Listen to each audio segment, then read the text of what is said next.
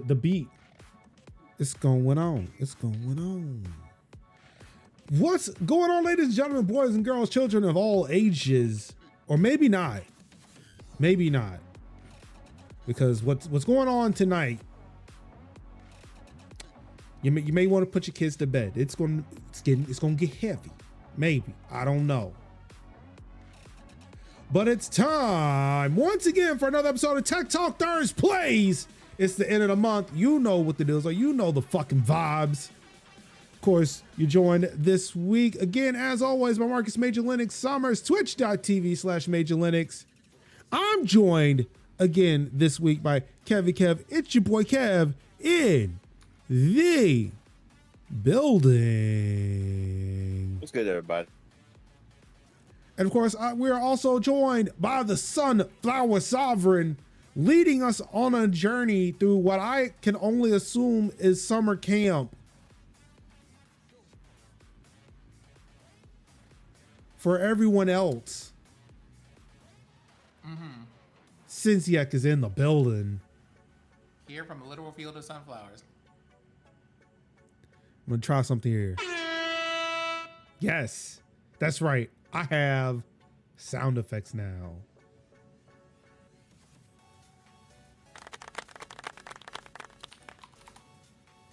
I feel so good. It's so great. I feel official. I do. I feel vindication. Shout out to Captain Raymond Holt.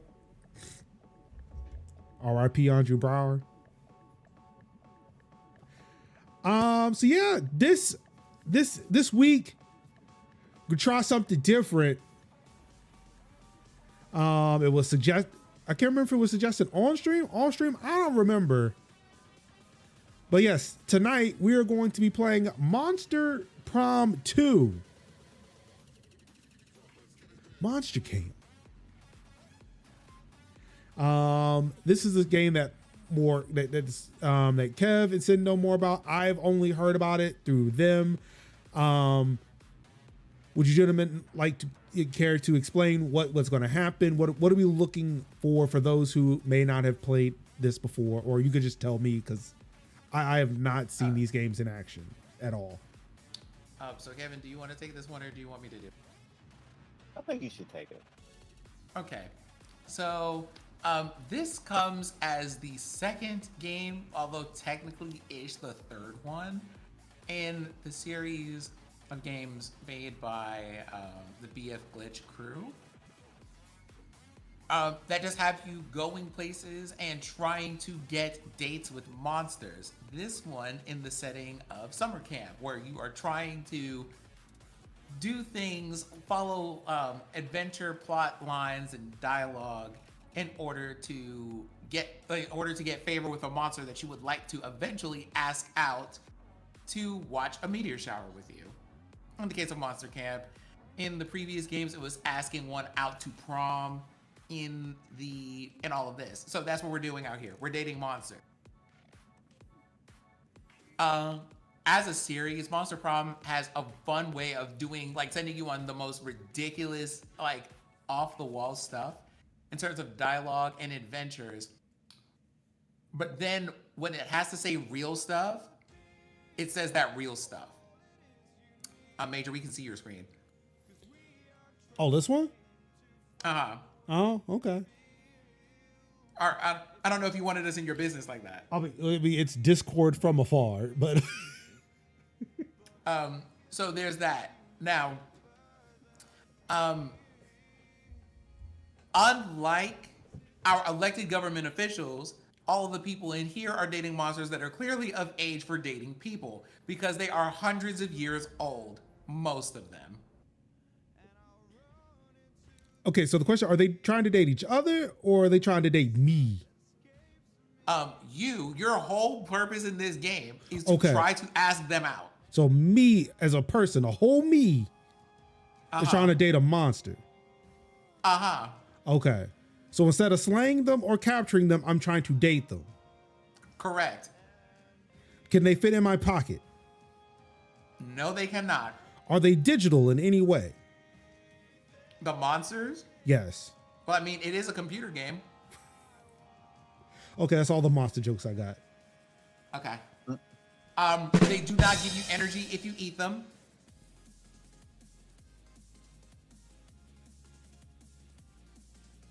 I see what you did there. Wait, who? You. Oh. The monsters, you cannot get energy from eating them. Why would you wait? In what game or media property do you get energy from eating the monsters? I don't know, but I know if you drink monsters in the real world, sometimes they do that. Oh. Uh-huh. Are they real monsters? Most of them are references to real things. So yes, and I appreciate that reference. That's a niche reference right there.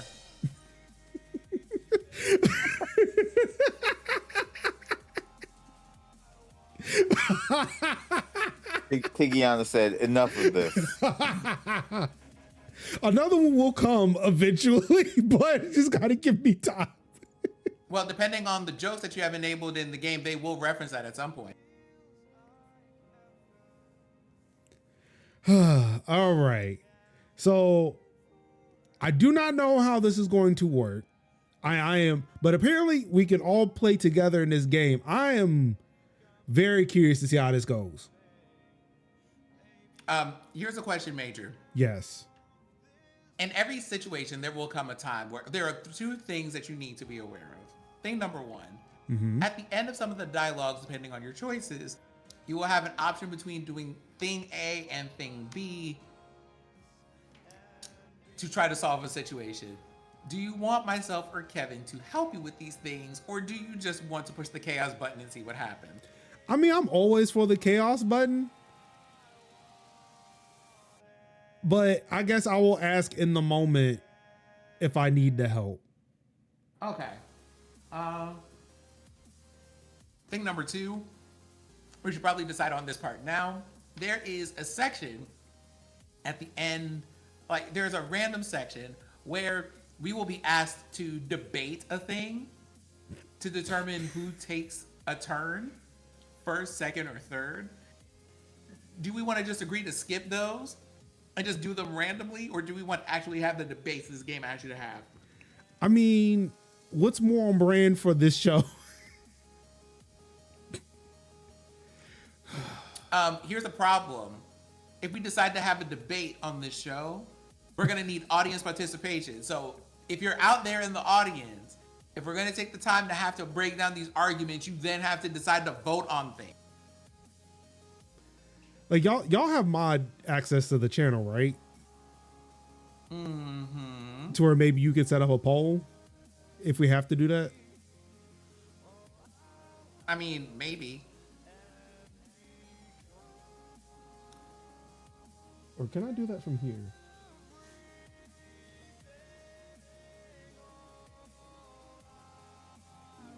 I'm using multiple computers now. Look at me. I am doing the things.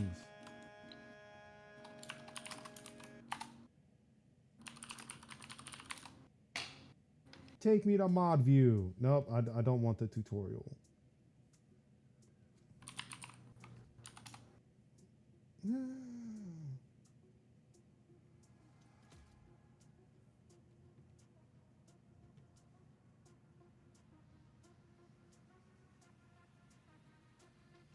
Oh, create a poll. Cool. So I can create a poll from here. All right. So we have options. Well, I don't know. Like, again, I don't know how all these things work in context. So I'm more like, let's get in. Let's see how this goes. And then we can tackle it from there.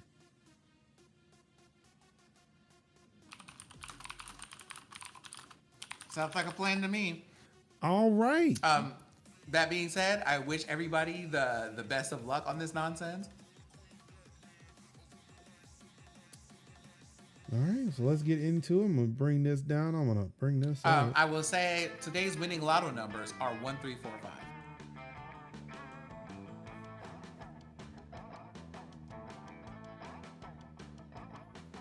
Also, for those who have not seen it yet, we're using the new Discord, or at least I am.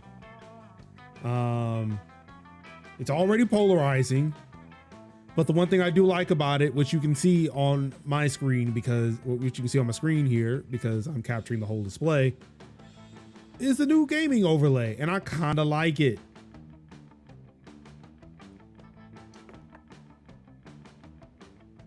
So you want to make my own voices, right? That's what I want, right? I guess. Wait, what are you doing? It asked me for voices.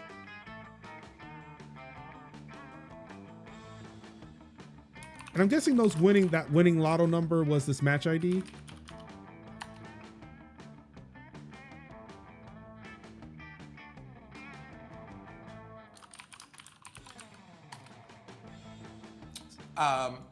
So there should be a thing to join. If you go to the online option, it'll give you an area to go to join, and the number is in chat there. Oh. Let me go to there.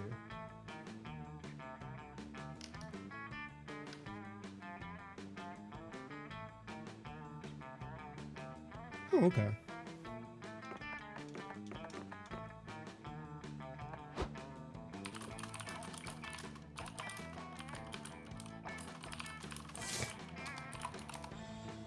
Remember to use external voice chat for a top-notch experience.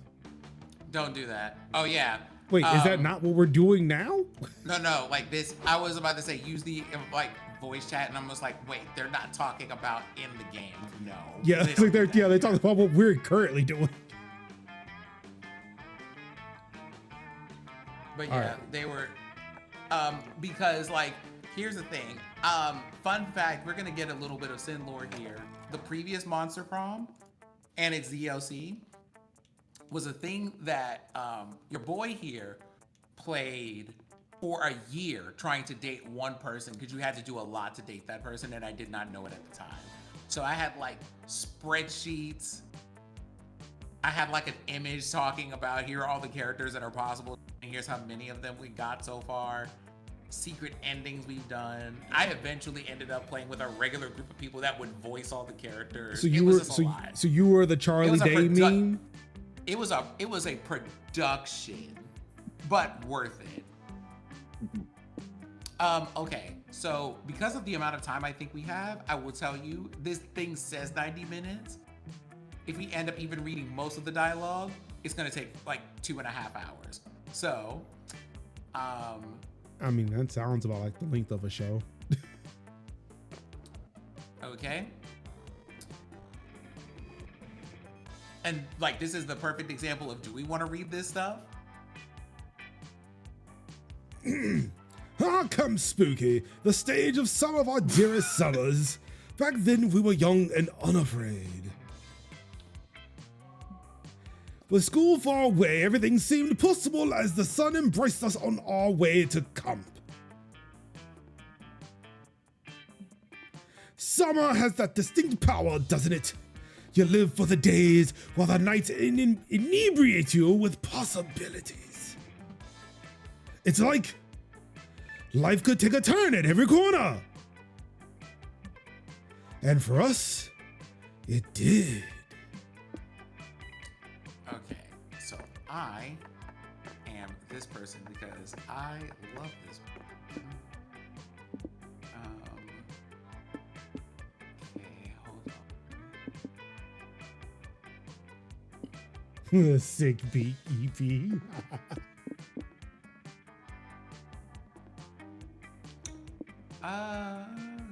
Sketchbook and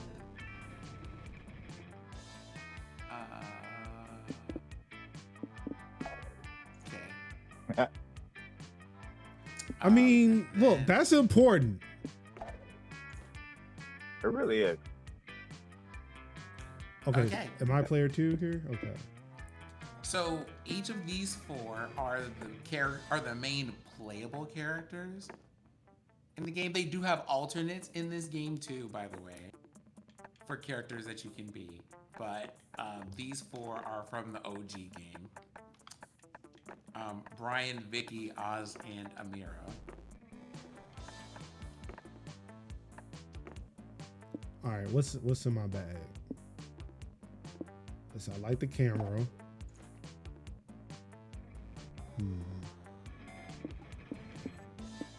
A pocket therapist. Chest 2? The fuck? Oh, very strong insect repellent. Like, hell yeah.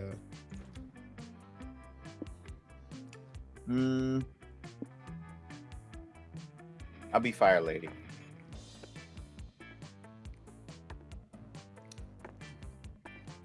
Now, in case you're wondering what you're picking these items for, they give you extra starting points in the game for a certain type of stat. There are 5 of them that the game uses. Smarts, boldness, fun, charm, and creativity. Each of them do different things in the game.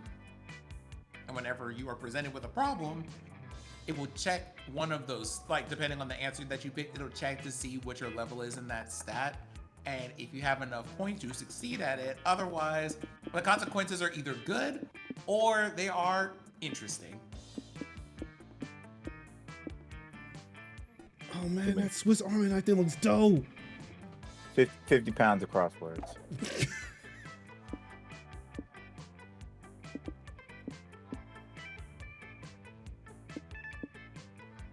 Oh, I like these marshmallows.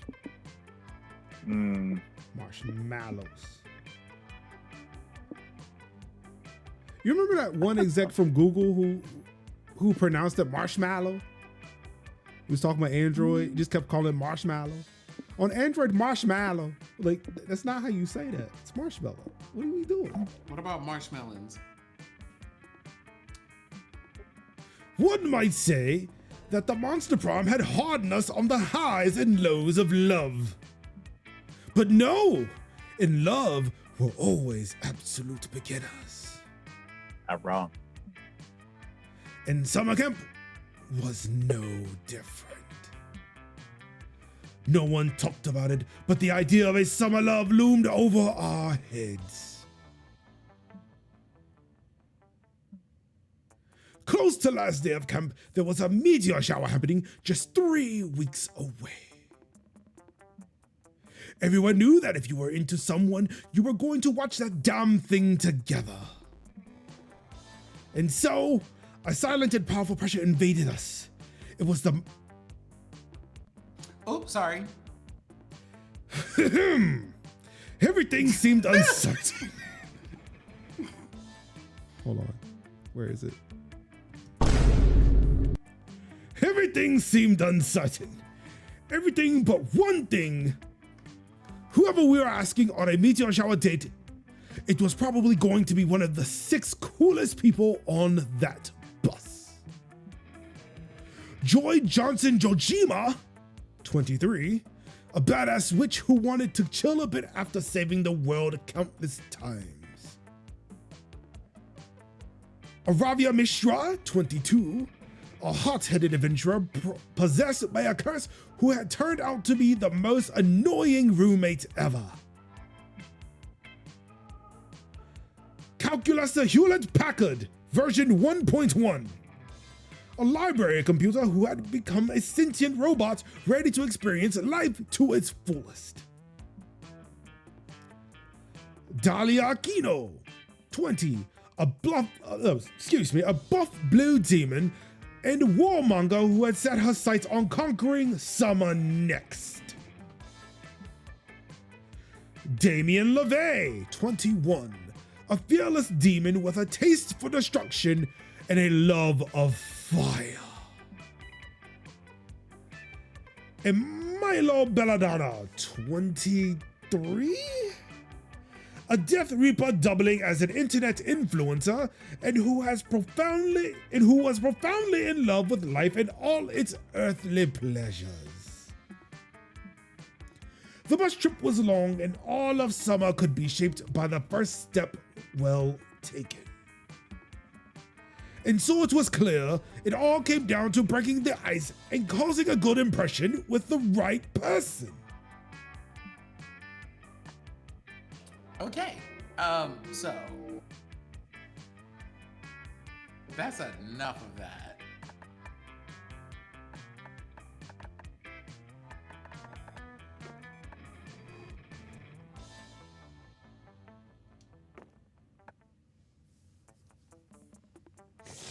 Excuse me. I didn't even say hey sir. I said excuse me. Jeez, stop listening to me. Okay. Okay, so I guess we're reading these. So I'll read this person because I like this person. Oh, how lovely. Many of us here today are lo-fi fans. I also find that lo-fi relaxes me. It helps me to emotionally persevere through many of our more chaotic friends' personalities. While I love all of my friends equally, sometimes it is just nice to relax together and listen to lo-fi, rather than cause creatures to die recreationally. Perhaps because you're a fellow lo-fi fans, at least one of you is not so chaotically inclined.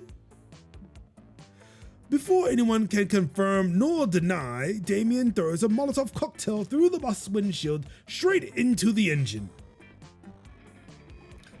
Oh dear. I suppose we will have to make another emergency evacuation. We should table this conversation until we get to camp. Friends, Oz and Major.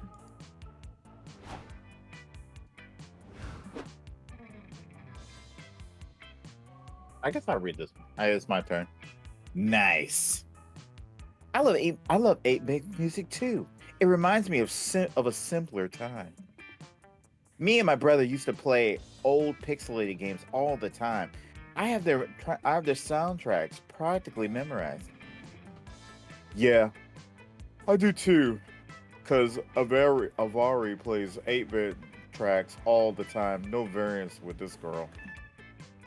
What can I say? I'm a woman of routine. So Niv, wanna binge the Castlevania OST with me on the way to camp? We only had 3 weeks left to woo our crushes and conquer their hearts.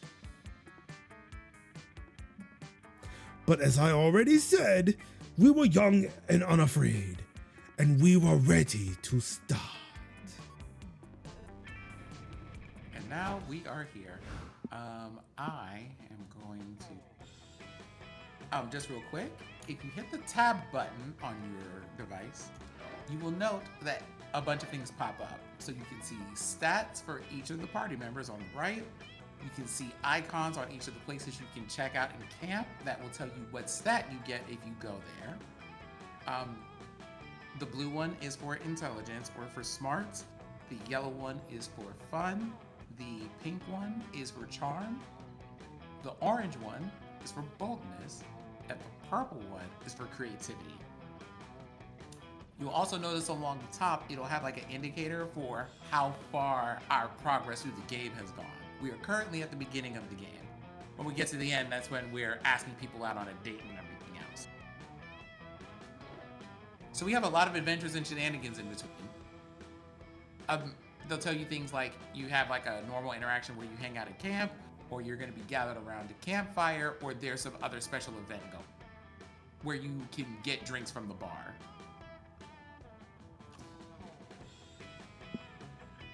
And with that, That day in Monster Scouts, you learn to identify different berries. You all search for berries and try to identify them. A blackberry, a blueberry. But Rachel, the deer person, finds a very weirdly shaped berry no one can identify. You all stare at it for hours.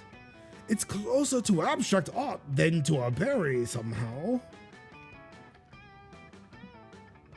It's a true think piece. It forces you to reflect on berry inequality, and although there are no easy answers to the questions it poses, you all gain +2 creativity from the experience.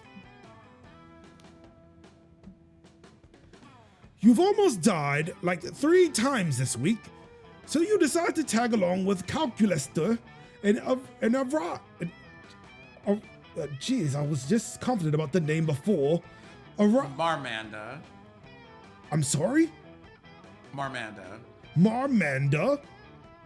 To listen to one of Coach Scout's lessons on survival. Yay, learning. So, once you've got the hyena in the submission hold, you use the comb to lull it to sleep. And that, kids, This is how you survive a hyena attack using only a hair comb. Huh. Never thought I'd literally be putting an enemy to sleep. I always thought that it was just a euphemism for murdering them. Good to know. I agree, friend Aravi. Personally, I do not own a hair comb because I do not possess hair follicle. But I still found the lesson quite informative. Yeah. We learned a ton. We learned a ton. Whatever. Hey, Coach, can we talk about Scouts cookies now? I'm starting to get a real case of the munchies over here. Ah, yes. I know you kids have been working real hard on your cookie selling badge. Let's check in on our sales numbers. I'll consult my trusty, reliable cookbook. Oh. Well, Scouts, our cookie sales have been slightly horrible. It seems that our entire troop has sold 1 box of cookies. Total. Damn. Oh dear. That is far below historical average sales trends for a troop of our size. Coach, does that mean that you are no longer proud of us? What? Of course not. I am always proud of you, Scouts. And hey, it's not over yet. You kids are smart. You'll figure out some way to get the cookie selling. I believe in you. Wow, I have been sufficiently motivated by Coach's positive attitude, and I now wish to sell the maximum amount of Scout cookies. Friends, will you assist me? I'm in. It's a good test of our abilities. If we were ever going to run a successful food truck together, we better be able to sell a few cookies, right? I cannot believe they did this. Why is Calculator in this outfit? Whoa, you guys. Creative genius moment? Remember the other day when we were talking about potential mascots for a food truck? What if we got a cookie mascot to help sales? All the coolest food brands have mascots. Cheetos has Chester Cheetah. M&M's has the horny green M&M. Yoplait has Yogano, the evil yogurt demon. Wait, what? What a helpful suggestion. I'm reviewing my memory logs from our brainstorming session last week. It seems that our best mascot was indeed Foodie, the food truck ghost. A mascot would be pretty kick-ass. But I don't think Foodie is a good fit for the Scout cookies. Any other ideas for a mascot? Sadly, I do not have any other ideas. I attempted to search the internet for the keyword mascot, but 97% of the images were results classified as pornographic. Don't look at me. I already had one good idea today. That's way more helpful than I usually am. Give me a cookie. Looks like your friends are out of ideas. Luckily, you know the perfect way to get inspiration for a kick-ass cookie mascot. Okay, so we got tame a creature in the woods, or the most recognizable iconography in the world stems largely from major religions. Let's look to the scriptures.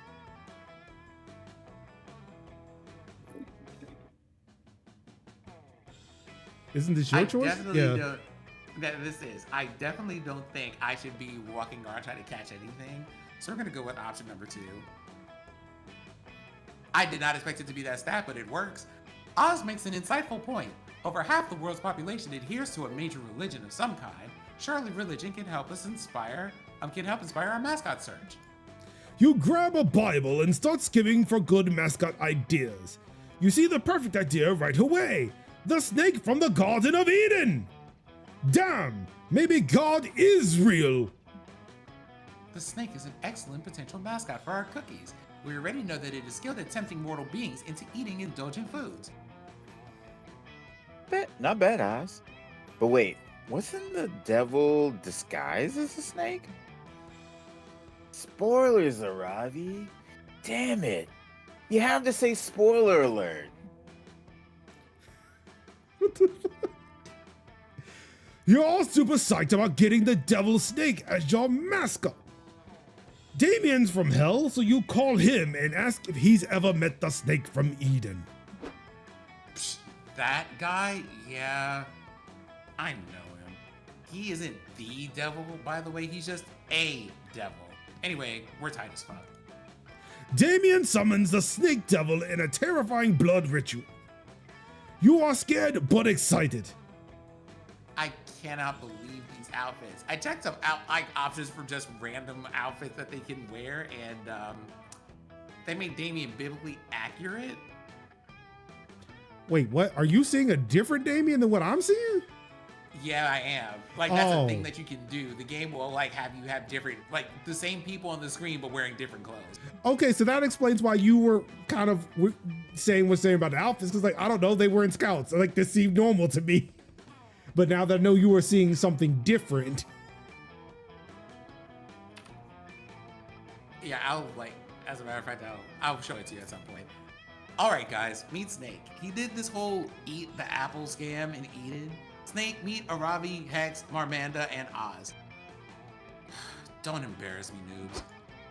Y'all didn't tell me Snake was in this game. Greetings, Snake. Also, I apologize for my friend Damien's inaccuracy. As we all know, it was not an apple that you offered to Eve. It was fruit from the tree of knowledge. Yes! The snake hisses. Thank you for saying that. Everyone thinks it was an apple because Latin uses the same word for evil and for apple. It's so vulgar. It's inaccurate, and I'm so fucking sick of apples at this point. Everyone gives them to me as gifts. It's not even a good fruit. Especially Red Delicious. Yeah. Amen. Fuck apples. I hate Red Delicious apples so much. So sad. Yeah. Fuck apples. They only give you like 10 points of HP. They're basically useless to keep in your inventory. You kids totally get me. You pitch Snake the idea of being the Monster Scout cookie mascot, and he agrees. Snake becomes the mascot, and shockingly your best salesperson. Turns out, if you can convince two people to get kicked out of paradise, you can pretty much sell anything. Come on, youngsters! The Snake hisses at a group of teens. Buy these forbidden cookies. God himself forbids that you partake in their earthly delight. All teens want to defy God, so you sell a buttload of cookies. You gain a cookie selling badge, your friend's approval, and +2 charm and +1 boldness. I love how they're just like, sell these cookies to Gen Z immediately. All right, now it is my turn.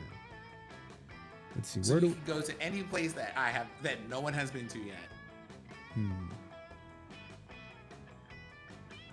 Let's see, I wanna increase. I would like to increase my fun. I'm currently low on the fun. Let's get some fun in. Let's have some fun in the sun. Before you go to the lake, you decide to make the most fun inflatable toy to float on that you possibly can. You combine many of your favorite fun things: ice cream, tabletop games, watching your enemies fail, ducks. How did it knows me so well? The resulting amalgamation is certainly interesting, even if it doesn't exactly float on water. You decide to name your toy Dr. Frankenfun. Or maybe you should name it Dr. Frankenfun's Monster? That part. Just beholding the horror you've created gives you +2 fun. Hooray! It's a beautiful day at Camp Spooky, and Calculuster is taking the opportunity to show off his succulence.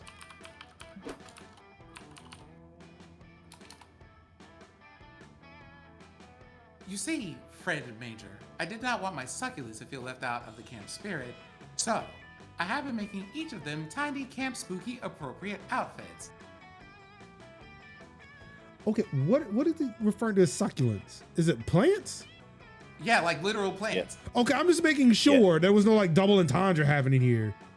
Oh, I no, mean, it's there fine. usually is in this game, but not in this case. Yeah, see, you Calculus see loves his why baby, I like, asked.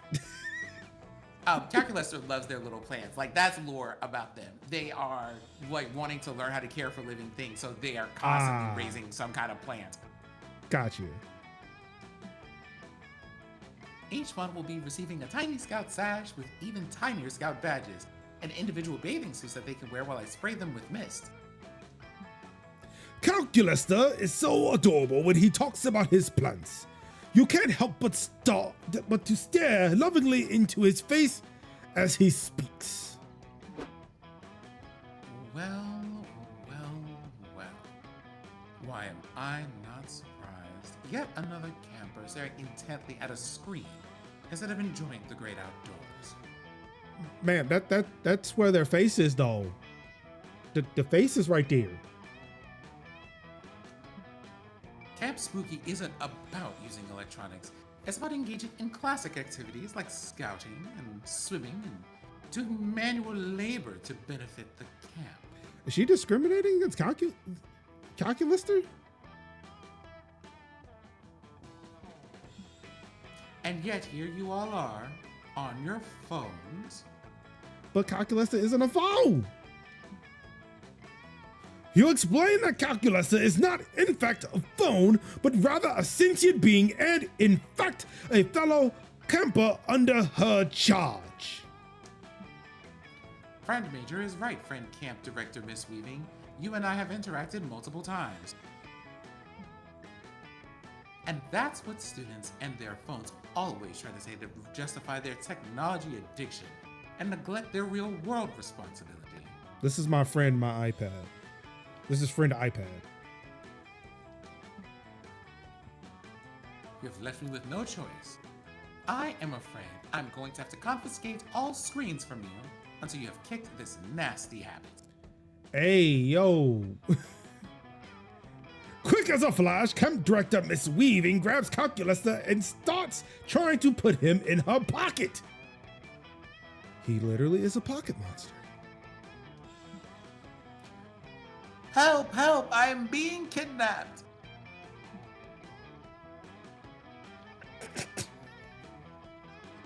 No, you're not. You're being confiscated. There's a huge difference, and it has to do with whether or not I consider you a person. Wow. Wow.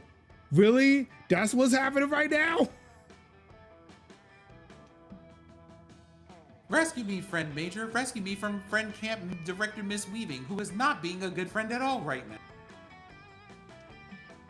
You can't let Calculuster be kidnapped, computer-napped, confiscated, whatever. He can't be taken away. You need to find a way to convince Camp Director Miss Weaving that your relationship with Calculuster is far from an unhealthy addiction. Given your history of spending all your time and energy trying to impress one classmate with no regard for school or extracurriculars, this may not be true, but you still need to convince her. Show a really unhealthy addiction by digging up your old Garfield Comparanoia blog. Or show her you're addicted to sex with Machine's anonymous computer chip, which proves your relationship with robots has been healthy for 10 months. You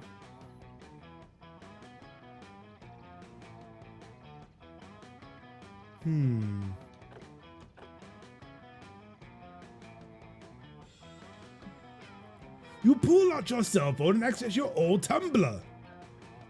You have 10, but you specifically access the Garfield one.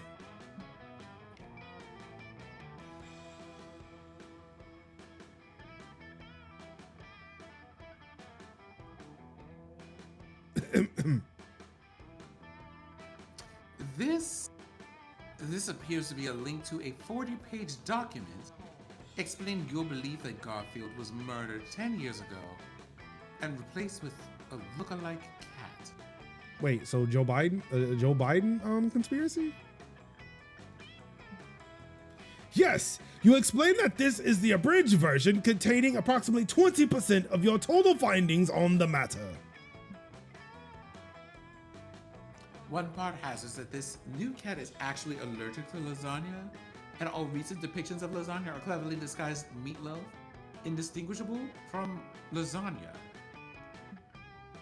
But if it is indistinguishable from lasagna, How would you know it isn't? You take out a Garfield comic clipped from the newspaper and demonstrate exactly how you know. By licking it. You pull out another Garfield chip from a different era and encourage her to lick each lasagna and see if she can tell for herself that they are completely different. Camp Director Miss Weaving declines like a fool who is too afraid to see the truth, which is right in front of her. Instead, she moves on to your next blog post. This is a vast, spiraling, multicolored chart claiming to offer inextricable proof that Garfield and Naruto take place in the same universe. Oh shit, let's go.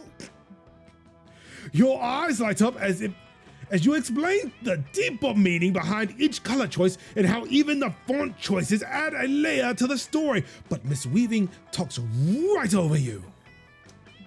This one is simply entitled Hidden Symbology in Garfield is the innocent comic strip the way the powerful cult known as the Grand Orange Lodge secretly communicates with its adepts worldwide to fulfill their agenda of erasing the day Monday from calendar.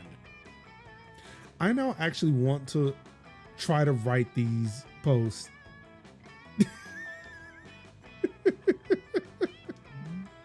Yes! Your piece de resistance! You dive into the intricate details of the conspiracy, which touch on everything from the back of the $1 bill to the melting pot of steel beams. All right, Camper Major, I have heard more than enough. This is far more disturbing than even I could have anticipated. I thought that taking away this robot would be enough, but clearly you are in need of far more help than a simple confiscation of your friend can provide. Also, I am now uncertain as to whether or not I am even Major's friend. Based on the depth of his obsession, I estimate a high probability that friend Major only befriended me so as to use my servers to research the Garfield conspiracy. Damn. Like a book. Is this true? Is this why you befriended Mr. Hewlett Packard? No, I would have friended Mr. Lenovo, thank you. Or Mr. Apple, Mr. Tim Apple. You start to protest. Of course I do. But you've heard calculus enough for one day. You can't bear to add insult to injury by lying on top of it all. Wow, really? That's what I did? Damn, that sucks, bro. Instead, you rush into an explanation about how it may have started that way, that at first you only saw him as a means to an end, and the end was Garfield theories. But the more you got to know and love him, the more that changed, and now you genuinely love him for him. I'm sorry, unfriend Major, but the trust has been broken. It is too late. Damn. Hate to see it. Hate to see it.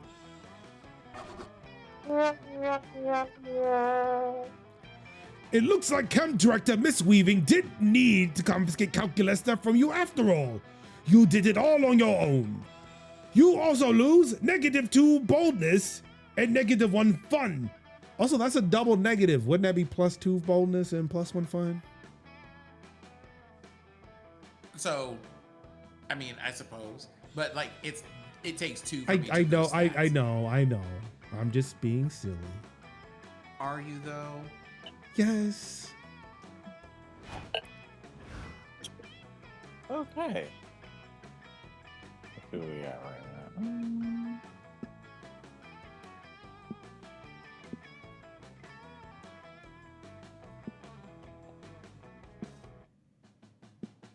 I'm gonna go into Camp Dome. That day at Camp Dome, you play a game of tug of war. Oh. You see, tug of war is a harder game than it seems. It involves a lot of strategy, and there's a secret technique that everyone knows. It's you need to be strong. You mastered this technique years ago, and so you win.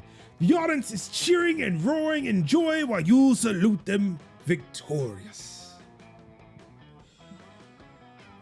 They throw roses at you. They throw their underwear. Someone throws you +2 charm, which you happily take. Oh, I'll take it. Take that. No, wait, no. You slip away with Aravi to help her train up her dexterity by repeatedly shooting at her with a potato gun. Damn. Hex keep eating all the potato bullets, so nobody's learning anything. But you're still having a good time, win? Hey, why is there a lump of grass over there? And why is it giggling? Yeah, what's the big deal? I'm the only giggling green lump around these parts. No, Hex. Don't you see? This must be a wandering monster about to start a random encounter. Quick, let's get the jump on it with knives. Aravi's just finished rummaging through her inventory for a knife that does double damage against green when the lump unfurls to reveal itself. Stop. Don't stab. Don't you recognize me, Avari? X? Wait. This sudden green lump can't be X. Hex is right here, attached to my soul, like always. Are you sure about that? Maybe that's not Hex, but a bear in disguise? It's been known to happen. Duh, I know that. I'm a wildlife expert. There's only one solution here, and it's to stab both of you. That's a great idea. I don't give a shit about being stabbed. Wait, I mean, haha, I fooled you. It was me all along. Counselor Flodge? Tricked me again with your mastery of stealth. I'm actually glad I see through you. I've been looking everywhere. But you didn't find me. No matter how much you leveled up your search skill, old Counselor Fudge will always be one step ahead. No other counselor is less accessible to campers. Damn, that's fucked up. That's really is. That's exactly why I wanted to talk to you. I need some disguise advice. You see, I'm planning a video chat with my grandma later, and you want to disguise yourself as her so she'll be impressed by your mastery of the art of disguise? You've come to the right place. No. I have a problem. See, Grandma doesn't know I've got a curse, and I'd like to keep her not knowing. Yeah. I mean, we're great pals and everything, but we both agree that we're not ready to take it to the next step and meet each other's families. But it's like, I can just stuff Hex back into my cursed necklace whence they came. I need a way to hide them in plain sight. Before Counselor Flodge can jump in with some dumb bullshit about changing Hex's skin, A bullshit?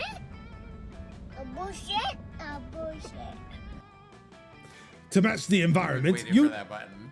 Yep. You jump in with an excellent suggestion of your own. What's up, West Coast Sin? Okay. Disguise Hex is a new hairstyle. The mom is too old to understand. Use the spell to confound grandma. Already not so great senses, so they wouldn't even notice. Why not just like smear mayonnaise on the webcam? So they have, the thing is, this game has some very interesting mechanics for what things are attached to a stat, and it's really fun to get into it because people used to like try to get this game down to a science where they knew exactly what a question was called for based on keywords and everything else. It was great. Yeah. I'm gonna go with hairstyle. Oh, are you sure that'll work? Hex doesn't look like hair. It'll totally work. Trust me. Old people have no idea what hair even is these days. She'll have to take at your word for it. It's true. Even I, a hip boomer and master of disguise, have difficulty distinguishing the dreadhawk from the waterfall braid. And don't even get me started on those Fortnite meme blocks. Wait, what's a Fortnite meme lock? Can we? God, I wouldn't even want to know to look it up. All right, I guess it's worth a shot. I'll get the video call set up. Hex, think Harry thoughts. You look around while Aravi is setting up her laptop and Counselor Flodge seems to have vanished. No, wait. He just ducked behind a trash can to peer at you slyly. Anyway, Aravi gets the video chat going and her adorable grandma appears on screen. She immediately notices Hex. Aravi, honey, what's that green thing floating behind you? Are you cursed? Baby, I warned you about unprotected adventuring. What? No, that's not a curse. It's just my hair. It's a new style called the Verdant Bagel Eater. Dear, the thing you're calling your hairstyle is a talkative cloud of green spiritual energy that is currently eating a bagel. You're cursed. I've seen it before. Half the young ladies in my adventuring cohort were taken in by baleful curses pretending to be hairstyles. But I never thought my own granddaughter would be one of them. I taught you better than that. Well, that accent changed a lot. It certainly is. All right, it's a curse, but they didn't trick me. I got them from a curse necklace like an honest adventurer. A cursed necklace? That's even worse, dearie. Oh, great. She's Irish? Scottish now? I would have understood if it was about your hair. After all, we can both agree that any curse would have been an upgrade over your previous style. Hey, But a cursed necklace? Of all the amateur mistakes, I won't have a member of this family falling for cursed necklaces. That's it. No upgrades for 3 weeks, young lady. whatever. I don't need your stupid upgrades.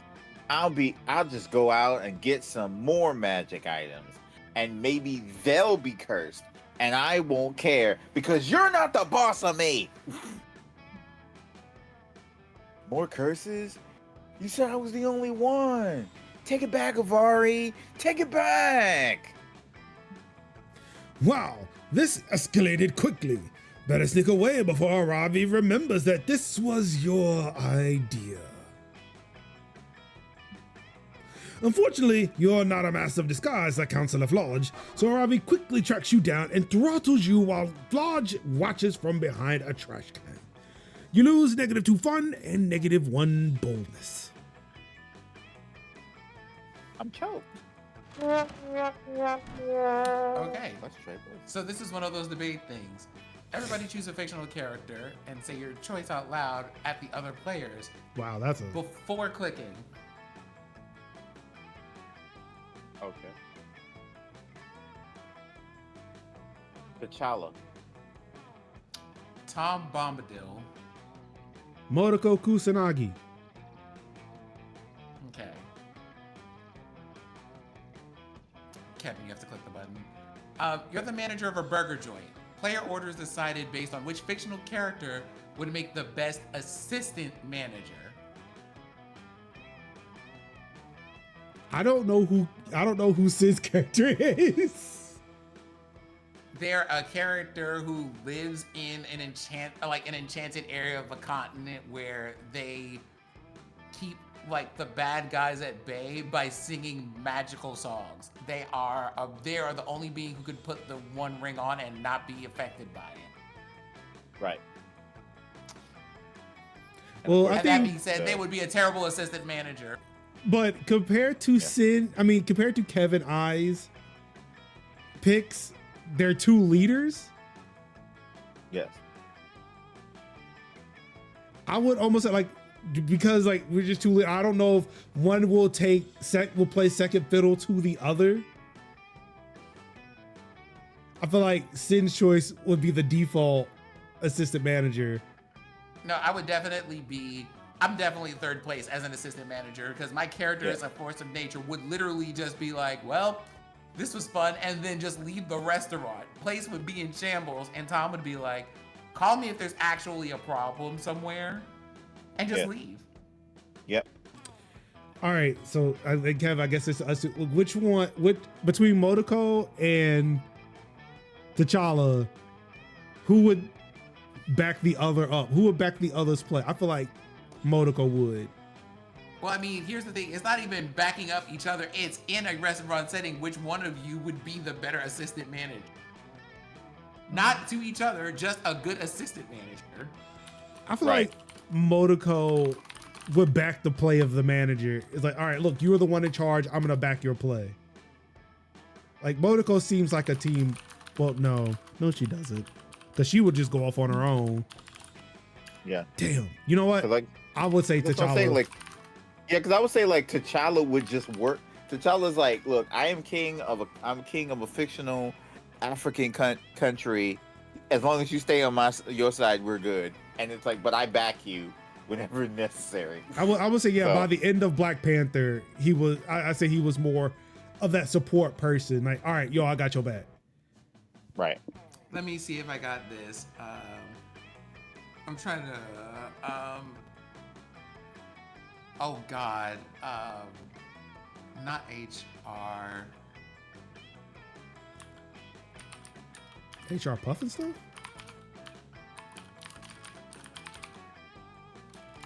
Are you creating a poll?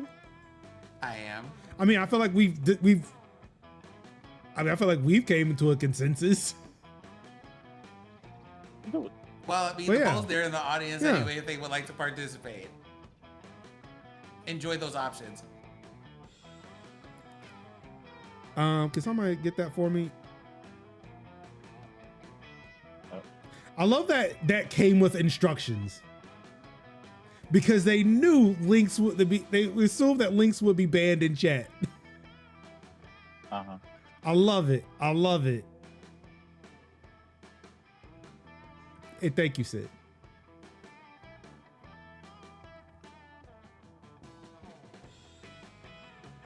Directions unclear. Okay. Not directions unclear. Oh yeah, probably. I think the community is going with Major Stress. Really? Yeah. Manager in the chef. What were the other options? I can't click it to see it. The Wakandan workforce. And Wakandan workforce management. No, that's it. It was just those two. So you didn't even include yours? No, I didn't. Sin said it was not his character. It was not their character, and they were like, not for assistant manager, not for any kind of responsibility to anything but the creatures of the forest. So you know what? All right, I'm gonna defer to audience participation in this, I guess. Let's get the audience in. Okay. So all right, we will choose Motoko Kusanagi. One. Yeah. Major would be 1, Kevin is 2, and I would be 3. Okay, so Major first, me second. Yep. And Tank third. Okay.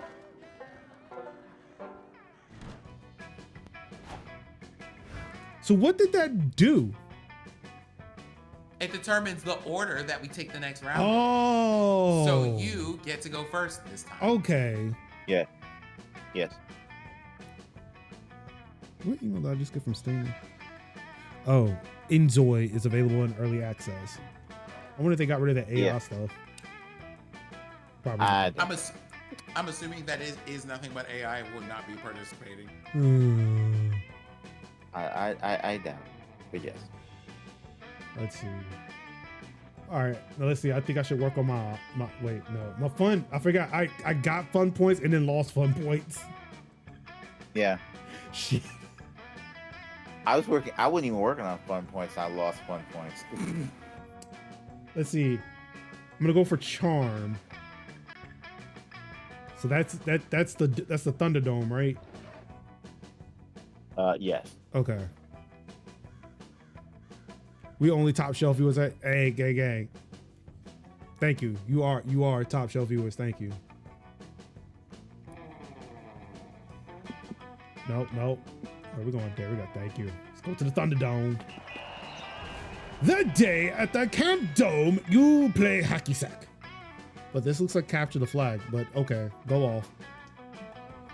It's all fun and games, literally, until the hacky sack falls and, against all your knowledge of hacky sack's supposed composition, it breaks upon hitting the floor. What the fuck? The good news is inside of it there's plus 2 charm? You call dibs.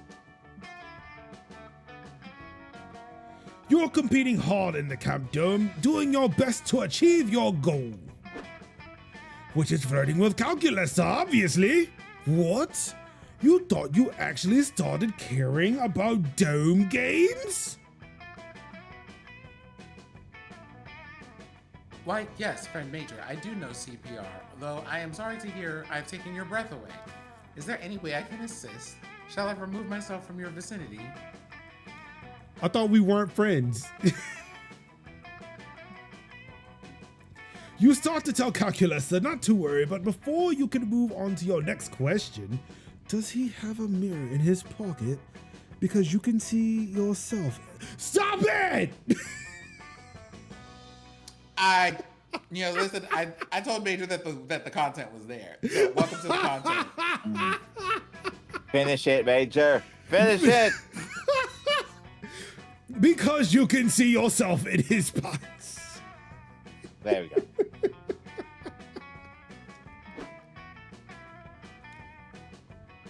Come, brave comrades, it is I, Batness. Let us put aside our rivalries and defeat our true enemy, the Chancellor. Kev, is that what your palico sounds like? Probably. My palico sounds way better than that. Sounds like a cat. It does not speak English. My palico does speak English. It's like, how do you do, partner? Yeah. That's my palico. But yeah. Continue. What rivalry, friend Batness? I have no rivalries, only friends. In fact, that is perhaps why I fail so often at dome games. I do not wish to make enemies.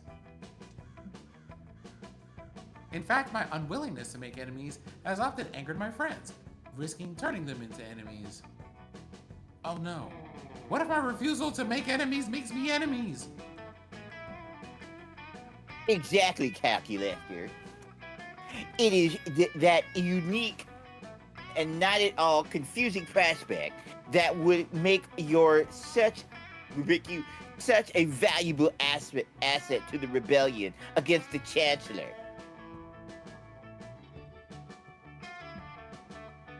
I'm going to pair you with my ally, Foxface, a fox with an actual human face. She's very upsetting. I feel like a cute anthropomorphized robot might help her appeal. It sounds like this Chancellor is a very bad person. I'm going to run an internal search of information about him right now. This article, How the Chancellor is Controlling Your Mind with Cereal, was posted by StabSid. How to Overthrow the Chancellor and Look Good Doing It by Absnitz.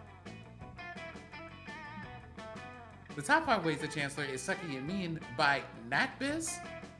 If I didn't know any better, I would just say that every one of these usernames was just an anagram of Batnit.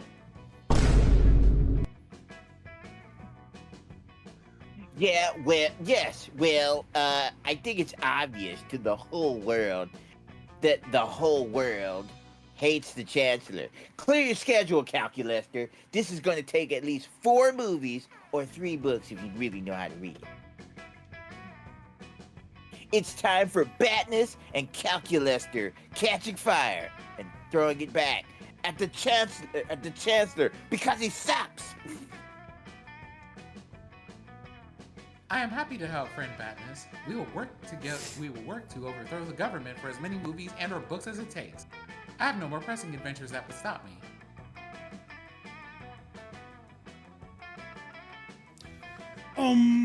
That's what he thinks. You can't lose Calculester for that long. It's time to remind him of that really important high-stakes adventure the two of you were about to embark on.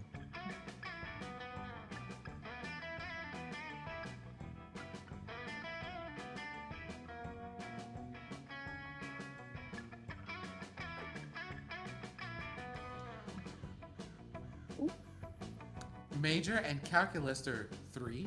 Why don't I remember Roberto Roadkill from the first ones? And who is Roberto Roadkill?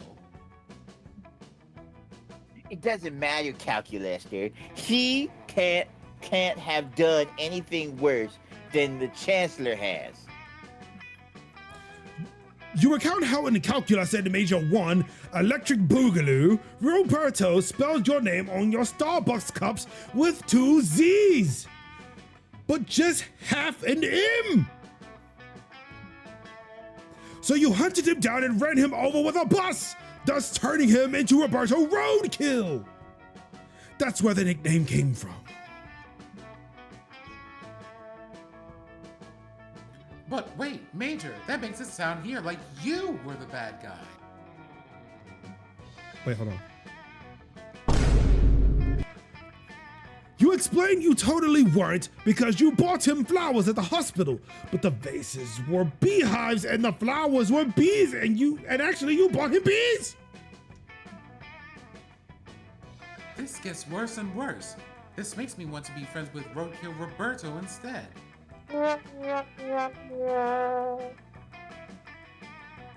You can. Your Roadkill Roberto sounds like our Rough Life Roberto, who went through a bus accident, a bee attack, an arson incident, and a helium catastrophe, all in the same week at the hands of that same person. You look guiltily askance. But now, Rough Life Roberto has joined us in the fight in fighting fascism, which fits well with our usual work, helping wounded orphans and orphaned widows. Join us! Yes, friend Batness, I will join you, and soon to be friend Rough Life Roberto.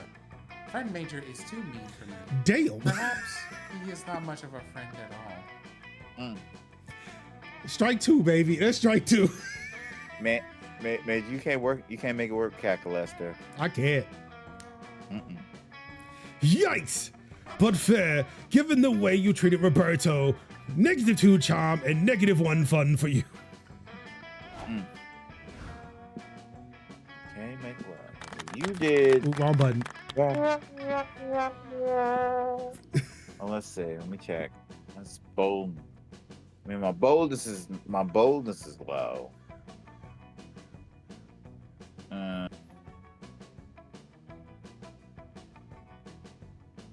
I'm still pretty smart. So it's like either it's gotta be creativity, boldness, or fun. I'm gonna do fun. You want to go swimsuit? You want to go swimming, but it seems like the god of the lake is in a bit of a mood today. It demands an offering before you can get in the water. The only thing you have to give is your favorite yo-yo, which you were playing with on the way here. The god of the lake accepts your humble gift and is actually kind of relieved you didn't leave something boring like a dead fish or the soul of a mortal. So in addition to gaining access to the lake, the god blesses you with +2 fun. Yay! You already knew Aravi was loaded with bravery, determination, and chutzpah. But as she roots through her bag, it's clear she's loaded with some pretty sick items as well. Where are my battle axes? +1 through +200 are out of order. I got bored while you were sleeping, and I just ranged them by color. Aravi rolls her eyes and drops all the battle axes on the ground to be sorted later. Oh, here's the Alexandra's cursed emblem diadem I found in that one dungeon. And may I say, I am really cool about not being the only curse in your life. Are you though? Miss Mishra, how dare you litter on the hallowed grounds of Camp Spooky? Oh, I'm not littering, Camp Director Miss Weaving. I was just looking through my bag for... You're telling me that all these items were in that one small bag? Likely story. And what is this bottle of booze? That's not booze. That's my therapist. Then you need a second therapist to help you deal with the fact that you keep your first trapped in a bottle. If that were true, which it's obviously not, and I can prove it, let's see exactly what kind of spirits are in here. And if it's Miss Geist's toilet wine again, I swear.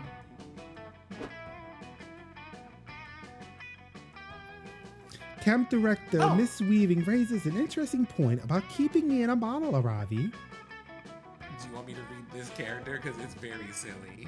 No, I'm good. Do you think you feel the need to keep people physically tied to you because of your brother Salil's disappearance? So, you didn't sneak booze in. You snuck a pet into camp. Yo, that face That's though. even worse. I'm confiscating it immediately.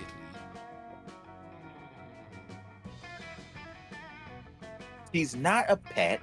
She's my therapist. And I'll prove it by showing how calm and level-headed therapy has made me. I've been working so hard at therapy. I'm getting so good at therapy.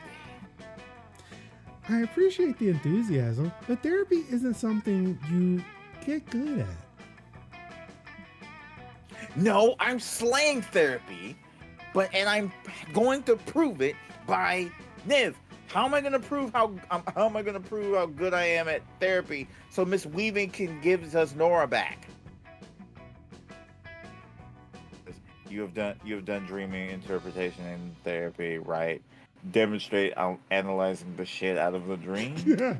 This may be spooky high, but you can still ace in your test. The ultimate test, the Rorschach test.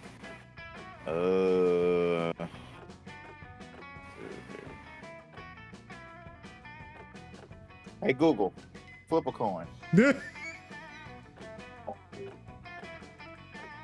got tails. The Rorschach test it is.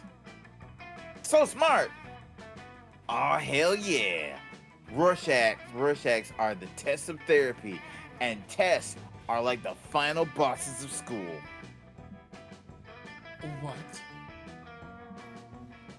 You know that amazing feeling you get when you clear an area and you get to see your percentage completion, and you know you've destroyed all your enemies. Then you get to move on to the next thing. Why do you think you feel the need to measure everything in percentages and accomplishments? It may be beneficial to consider that some journeys in life have inherent value just by going on them without focusing on some end goal. Sure. Tell that to the letter grade system and Game and Locks. Rorschach time, baby! You don't need to be told twice. You immediately hold up the first picture. This looks kind of like Niv at some kind of flume ride at an amusement park. You nod thoughtfully and hold up the next picture. This one gives me a lot of spooky feeling to me. It's like a sheet with 2 holes cut, being worn as a ghost disguise by a Niv-shaped creature. And this one looks like Niv releasing an eldritch deity from its totem. That one looks like Niv taking a dead body to prom. That one is clearly Niv with a shopping cart full of guacamole marbles and a penguin mask. Kinky. Somebody's really got it bad for Niv now. I'm saying. I mean, looking at all of these are references to like secret things in the previous game, which is really cool. You realize that Niv is clearly holding up pictures of shit. himself, right?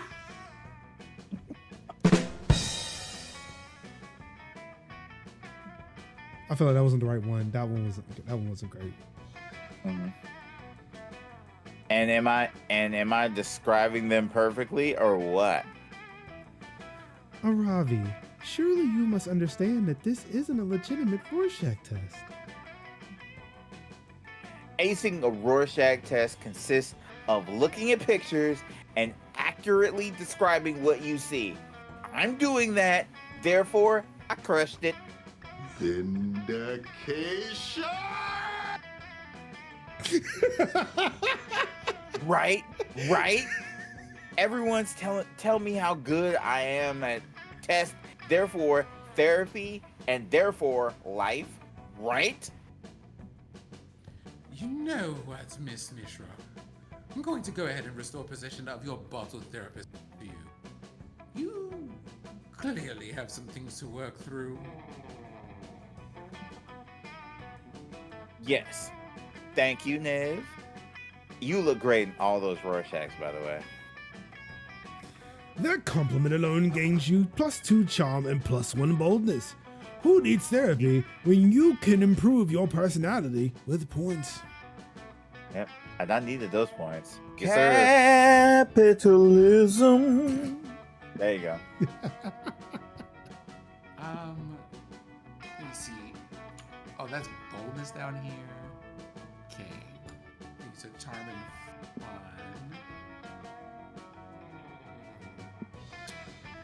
I'm gonna keep running into.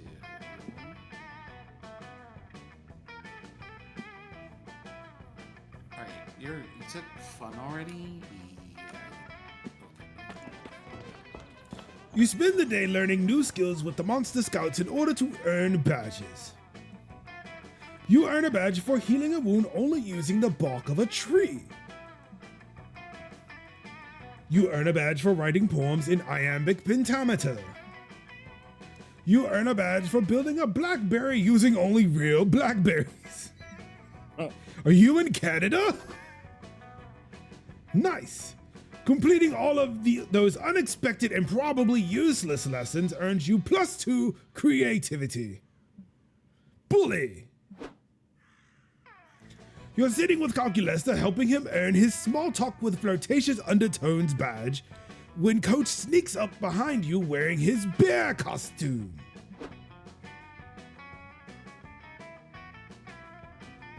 Grr, bear attack! I am a bear and I am attacking you! Ah. Oh, hello, friend coach. Are you feeling okay? You seem to be growling quite loudly.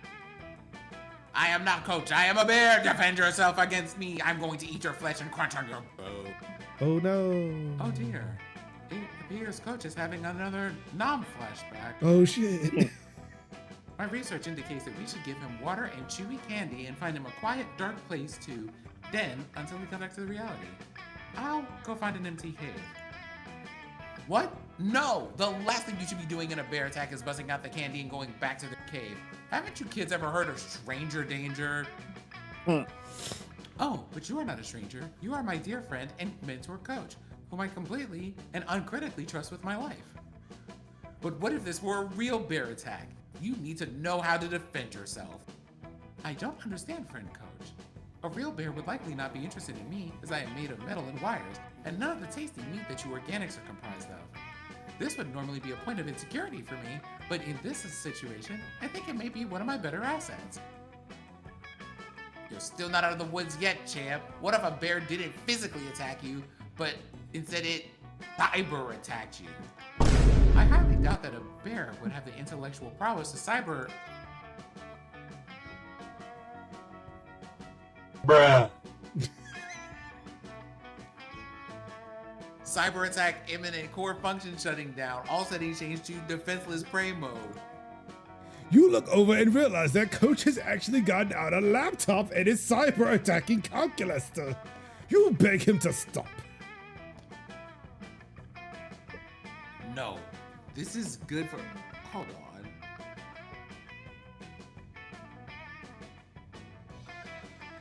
This is good for him. Now defend yourself, Calculaster. If a real hacker bear were doing this, he'd have already cleared all your memory caches.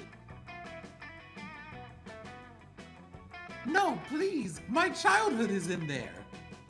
Well, as usual, Coach has turned a harmless thought exercise into a life or death situation.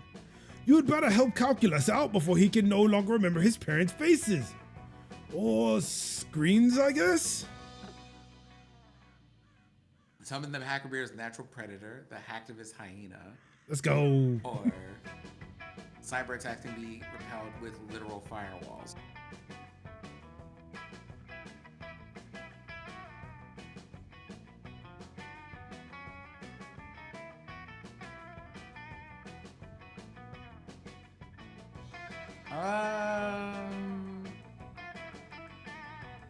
This one looks interesting.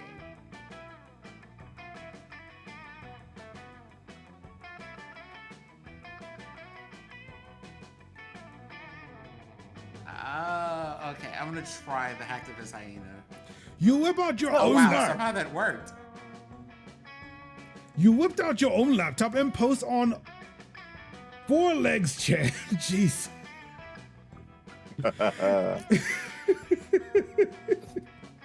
And r/anon but just for hyenas. I wonder if that is a Reddit thread. I wouldn't put it past him. It has to be a Reddit thread. Gotta be. About the bear cyber attacking you in hopes a clan of hacktivist hyenas will see it. No sooner do you hit send than do you hear the sounds of several paws trampling through the woods, and then the trees plot to reveal a bunch of hyenas wearing Guy Fawkes masks. Wait, what is going on here? I don't recognize any of you people. Yeah, we know that, bear. One of the hyenas says. That's kind of the point of the mask. We were alerted about the hacker bear, says another hyena. Hacker bears give all animals a bad name and make people want to limit our access to the internet. We're here to put a stop to that. Let's put a stop to this. Wait, this is all just a big misunderstanding. See, when I take off my mask, you can see that I am not a real bear. There's a friendly were-tiger trying to teach my student woodland internet street smarts. Coach takes off his bear costume. Unfortunately, the hacktivist hyenas also removed their masks to reveal that they're literally hyenas who are totally down to eat a person. The hyenas chase Coach off, leaving you and Calculaster alone. Ah, my access to my internal hard drive has been restored. I can finally feel my tactile senses returning. Thank you, Oz, for saving me. I am sure Coach will forgive us later. Perhaps running from the hyenas will even be good exercise for him. Yeah! Coach will probably be fine. Oh, I'm sorry, I read that wrong. Yeah. Coach will probably be fine. You've definitely not got to go check on him. Instead, you and Calculus enjoy some blessedly calm alone time, which nets you +2 smarts and +1 fun.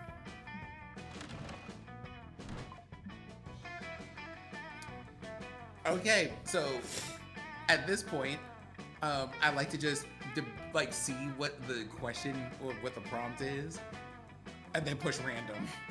Okay. So everyone choose a movie. Say your choice out loud to the other players before clicking.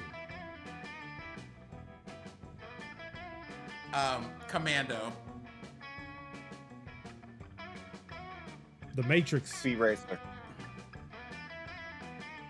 Okay. Player orders decided based on the likelihood that thousands of years from now, archaeologists will use said movie to explain how society functioned in the 21st century. Oh. I mean, to be fair, It's so sad that we said 3 separate things and not one of them is an incorrect. Yeah. yeah. Damn. Yeah. Well, I guess, there goes Randall.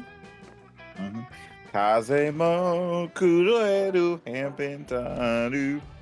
Oh, I know so. Okay. So. So, here we are. Welcome to the campfire.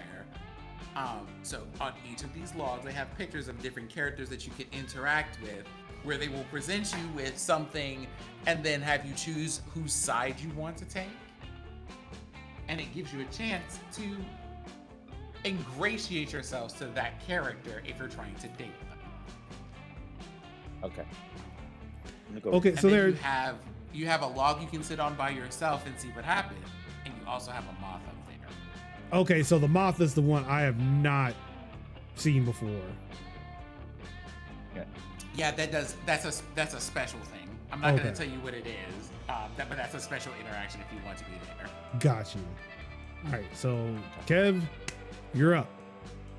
I'm going with the Cursed Lady and the Witch. Okay. After finishing your daily push-up, it's time for a break. You head to the campfire and find Aravi, Hex, and Joy chilling and s'moring.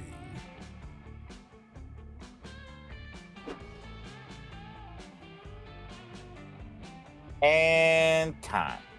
Yes, now that I've toasted my marshmallow for exactly 128 seconds, it should be perfect, golden brown, and give me a huge defense buff. So hey, where the shit is my marshmallow? Do you mean the marshmallow that you had on the end of the stick that you were holding out on the fire? Because yeah, I ate that one about 127 seconds ago. Wouldn't she have noticed that? You should have. God damn it, Hex! How many times do I have to tell you how not to fuck with my stats? If I die in the red, you're gonna be out on your sorry ass. Granted, you make a good point, but here's another compelling argument. Marshmallows are so good. Oh my god, marshmallow! You two are adorable. Seeing you bicker reminds me of the early days of the Coven. You're bound together by fate, and even though it seems like you have nothing in common, you'll find some common ground. Learn to work together and figure out that you're stronger together than apart. Season 1. Those were the golden years. What would you do if I sang out to? Them That's still thighs, my Would you favorite version of stand that up and song. walk out on me? them thighs though. Bruh. Yep. That's a point of commentary when you're playing tournament first game. Yes. Thighs were indeed thigh. And you I know saw, what I they saw say a about card thighs? earlier this week that had the sticker on it said thick thigh saves. I was like, Lord have mercy. Yes, they do. Mhm. I've seen that sticker. I've seen a patch. I want the patch.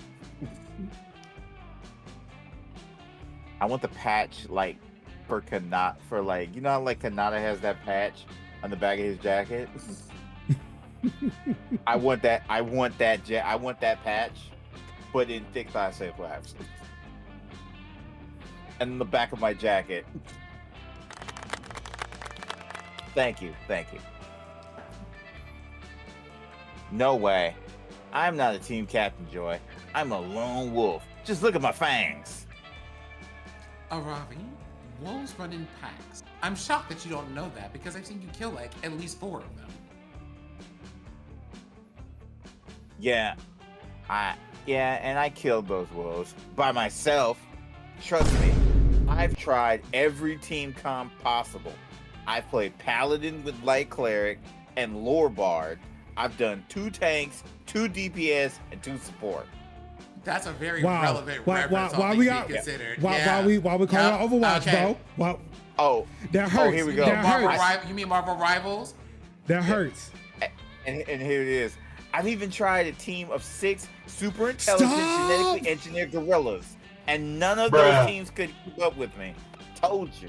Now we're talking. Now we're picking Overwatch.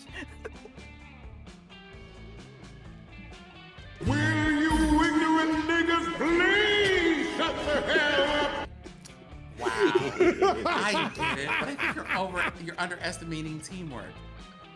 I miss hope and faith all the time. There wouldn't be a coven without them. Literally. A coven is at least 2 witches. Wait, is that a show?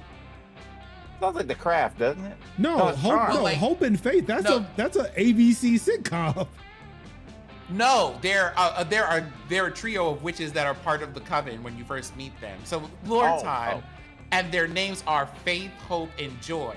They are a reference to both Buffy the Vampire Slayer and Charmed, like all the '90s supernatural like series. What am I thinking? Like she's tied to that as a reference, and her name in Hope and particular is Faith a is a- reference to JoJo's Bizarre Adventure, I could have sworn okay. Hope and Faith was a.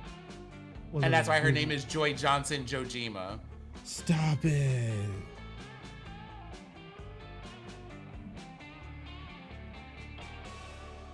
And teammates can cover up for your weaknesses. Like when Dimitri tried to use his seduction pheromones on me, I might have given in, but Hope cast a stuffy nose spell on me. Yeah, but teammates can also be a huge pain in the ass. Like, I'm supposed to share my hard-earned green potions with you? I have 2 in my inventory. On a good day. That is why I love being a curse. It's kind of like you're on a team and solo at the same time. Like, we're intertwined 24/7. And I also steal your beef jerky at will. You know exactly what this argument needs. Your unsolicited opinion. You chime in, ready to impress one of these hotties by blindly agreeing with them.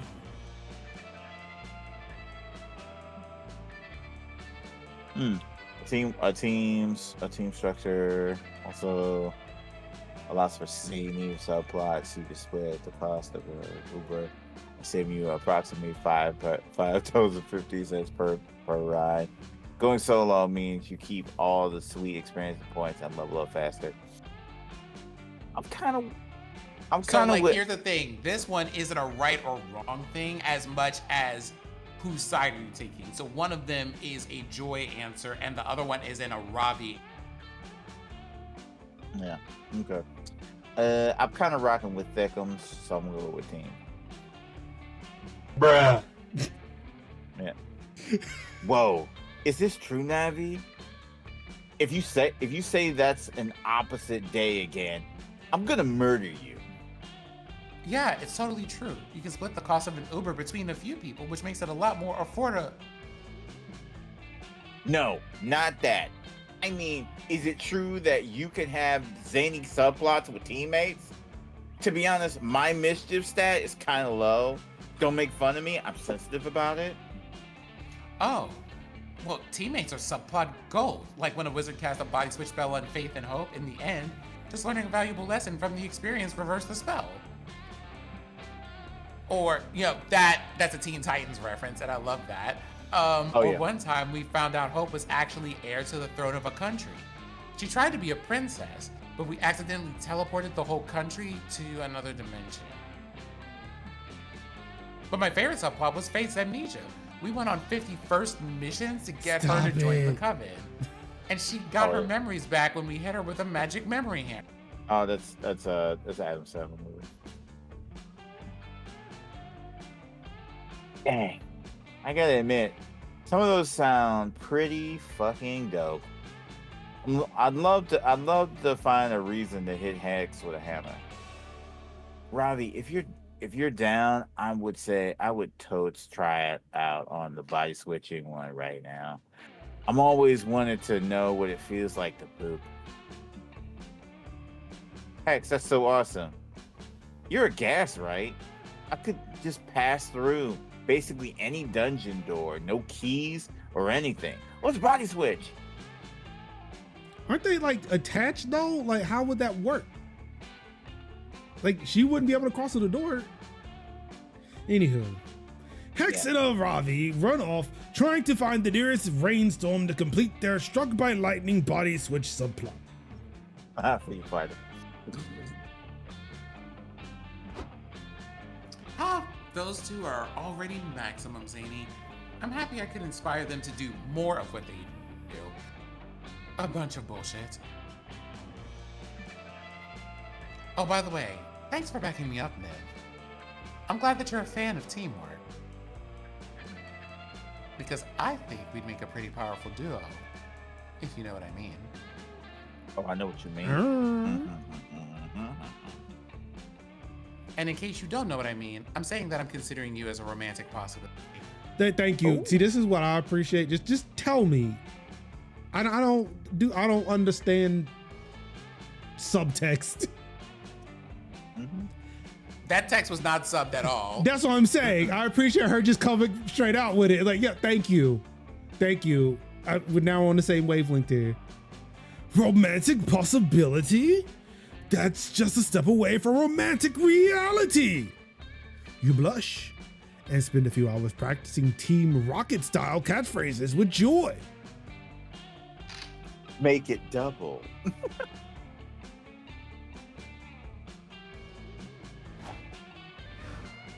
Okay, let's go talk to these two. Not only was it in English, it was subtitled and closed captions. Okay.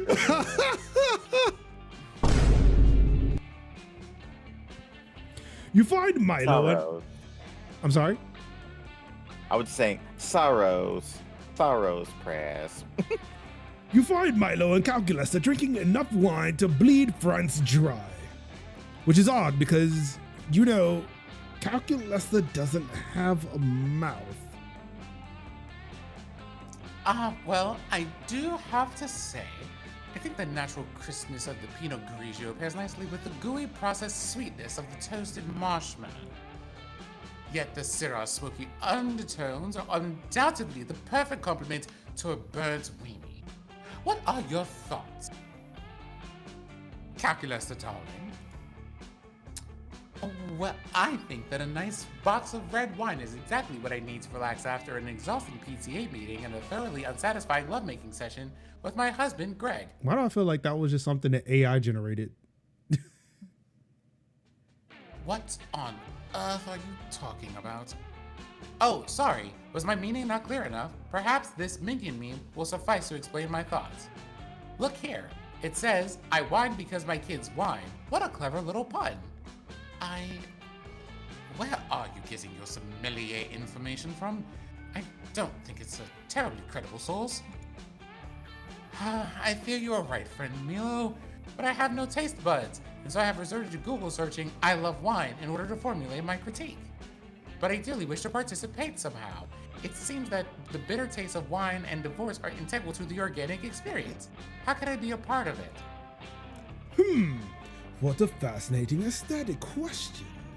Truly, how can a wholesome computer boy enjoy a wine tasting?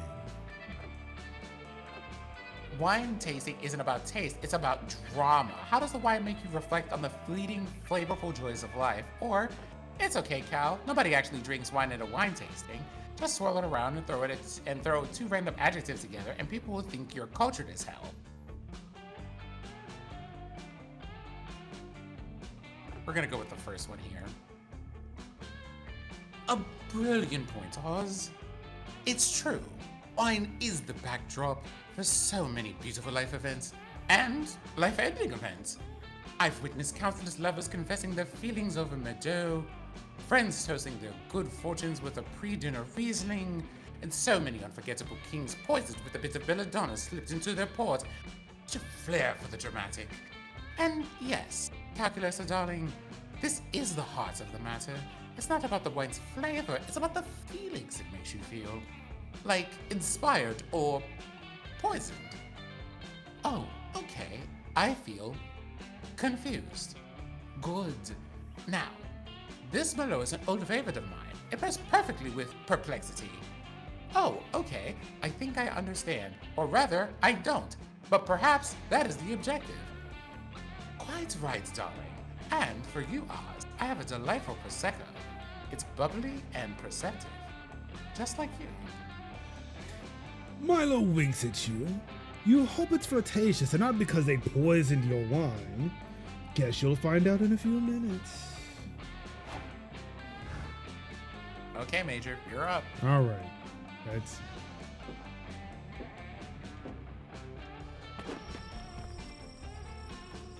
Good evening, Major. Good evening, Oh, Major. go ahead. Good evening, Major. I hope you enjoyed your day at summer camp. My day is only just beginning. My people are mostly nocturnal, so I spend time awake. I rarely spend time awake during daylight hours. So while you and your other campmates get to frolic in the sunshine and hear all sorts of juicy, titillating, world-rocking gossip, I'm asleep away in my tent, unaware of it all. Which is why I'm hoping you, popular soul that you are, would be willing to tell me a bit of gossip you may have heard through the grapevine. Oh, poor nocturnal mossman. You're not going to deny such a cute giant insect person his gossip, are you? Time to concoct some lies and slander. All in the name of being a good friend, of course.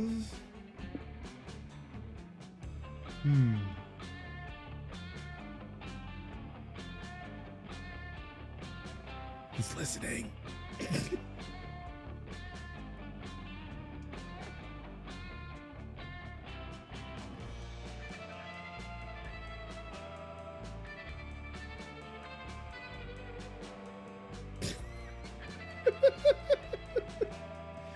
It's funny because some of it is just fucking stupid. It just, someone's like, what the fuck, man? Welcome to Monster Prom. Yes. Indeed. Pissing in a crocodile's mouth. What the fuck?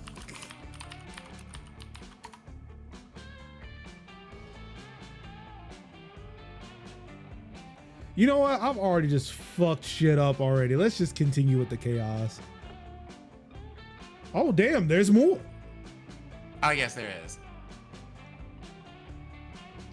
Ravens who fuck, baby. Oh, I got this.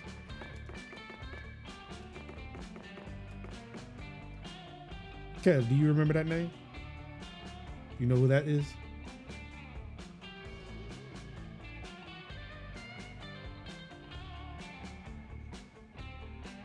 Possibly?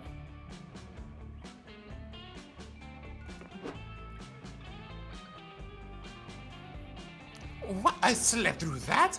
I can't believe it. No. I'll have to pull it all day just to spread this one around, but it'll be worth it. See you. That's Revolver Ocelot. Today's rumor is an exercise in how much bullshit will people believe. A bullshit? A bullshit? A bullshit. Looks like the results are in.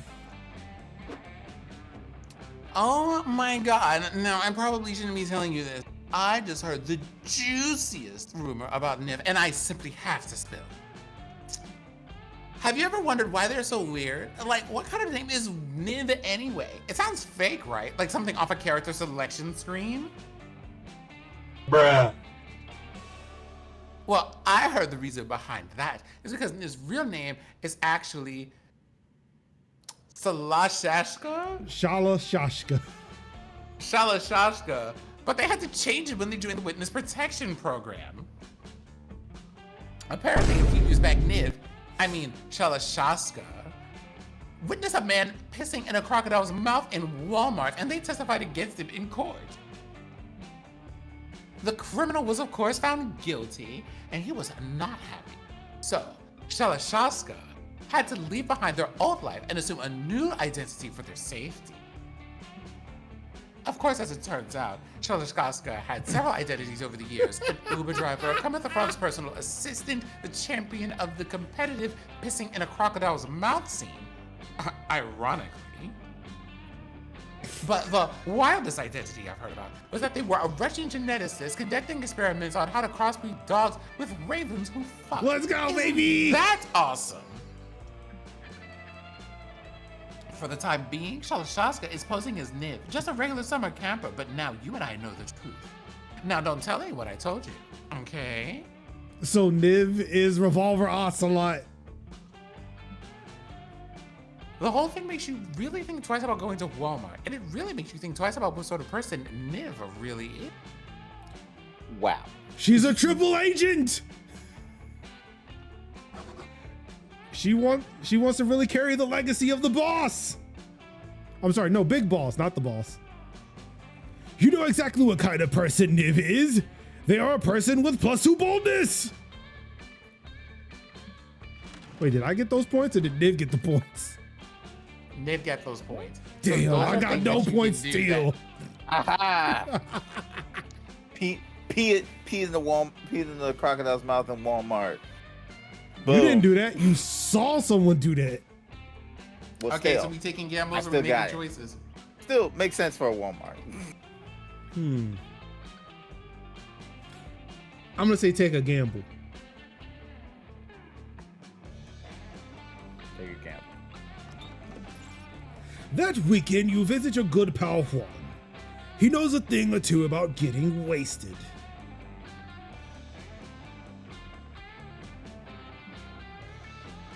Bueno. Bueno. Oh, you got it. Look who's here. I'm sorry, it was supposed to be... don't worry about it. I was just experimenting with these drinks here. I was about to throw them away, but I have a feeling you're reckless enough to give them a try, right? What about these ones?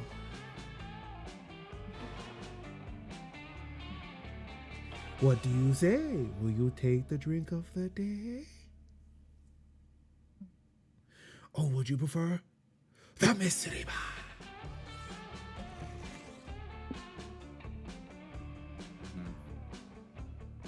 I'll take the drink. Yeah, no, totally. I was testing your common sense. And you passed. Your prize is the drink you chose.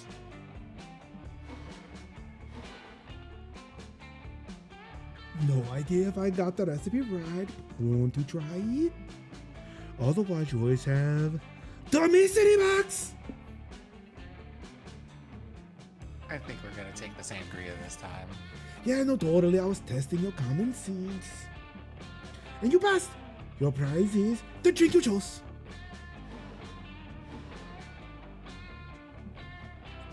Quite appealing, right? Don't know if I'd drink that, but the real question is, will you? I also have this mystery box, because at this point, who knows what you drink?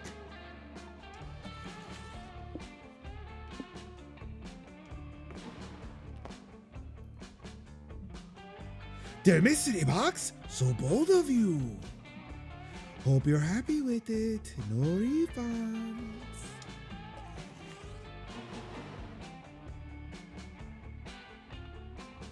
Okay, so these now tell you what your drinks do. Ah, the delicious sangria Mediterranean concoction with a lot of hops. If my calculations are correct, it should imbue you with the joie de vivre and the charm of the Mediterranean people.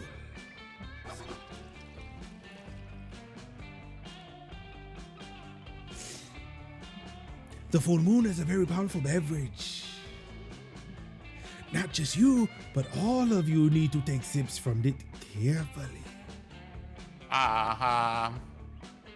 So some of these drinks do weird things to other people. It will open your soul to this beautiful full moon we have tonight, and its power will shower all your stats, even if it's just a bit. Why did I get points? Nice. What the hell? Let's skip the line. A beverage designed to be gifted. Choose a friend you'd want to grace with my humble concoction. This person will be gifted nicely.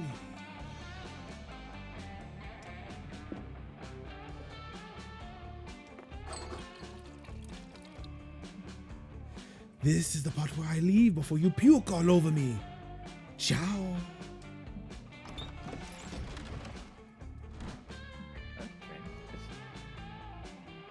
Okay. Everybody choose a color. Say black. your choice out loud to the other players for clicking. Charcoal gray. Red. Player order is decided based on which color, if used in lingerie, would be the least sexy. Start debating. We simply now. have not picked. We simply haven't picked a color. Period. All the sexy lingerie is in the 3 colors we just described. Kevin chose Charcoal white, gray, black. though? I chose. That is like a really dark gray. It's like a shade lighter than like pure black. So we got pure black, red, and then we have like black with just a hint of gray in it. Like, you can't go wrong with these.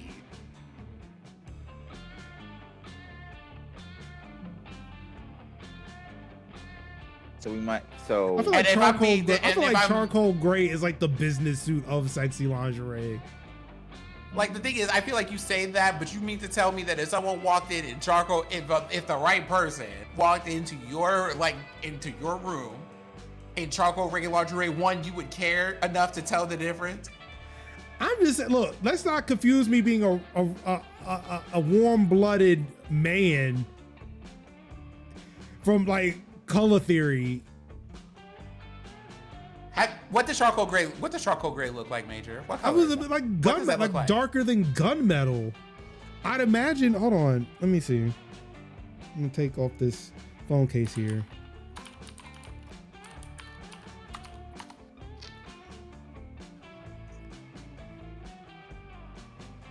Damn, this phone case is like really on this phone.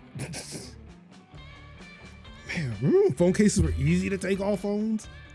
I would like, all right, so yeah, I would say like charcoal gray is like this color gray. And you said that's a business suit color? Yes. Isn't black a business suit color? Black is who's wearing? I don't think black lingerie though. I mean, red. Well, no, red can definitely not. Well, so then I think automatically I should be first because red is not business suity. Red is like when you think of lingerie, you think of somebody wearing red.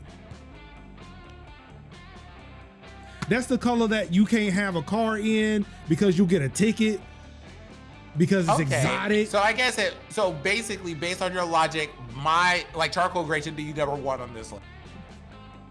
Yes. I'm not gonna argue. Go for it. Then Kevin, then me. All right, so Oz, then Niv, and then me.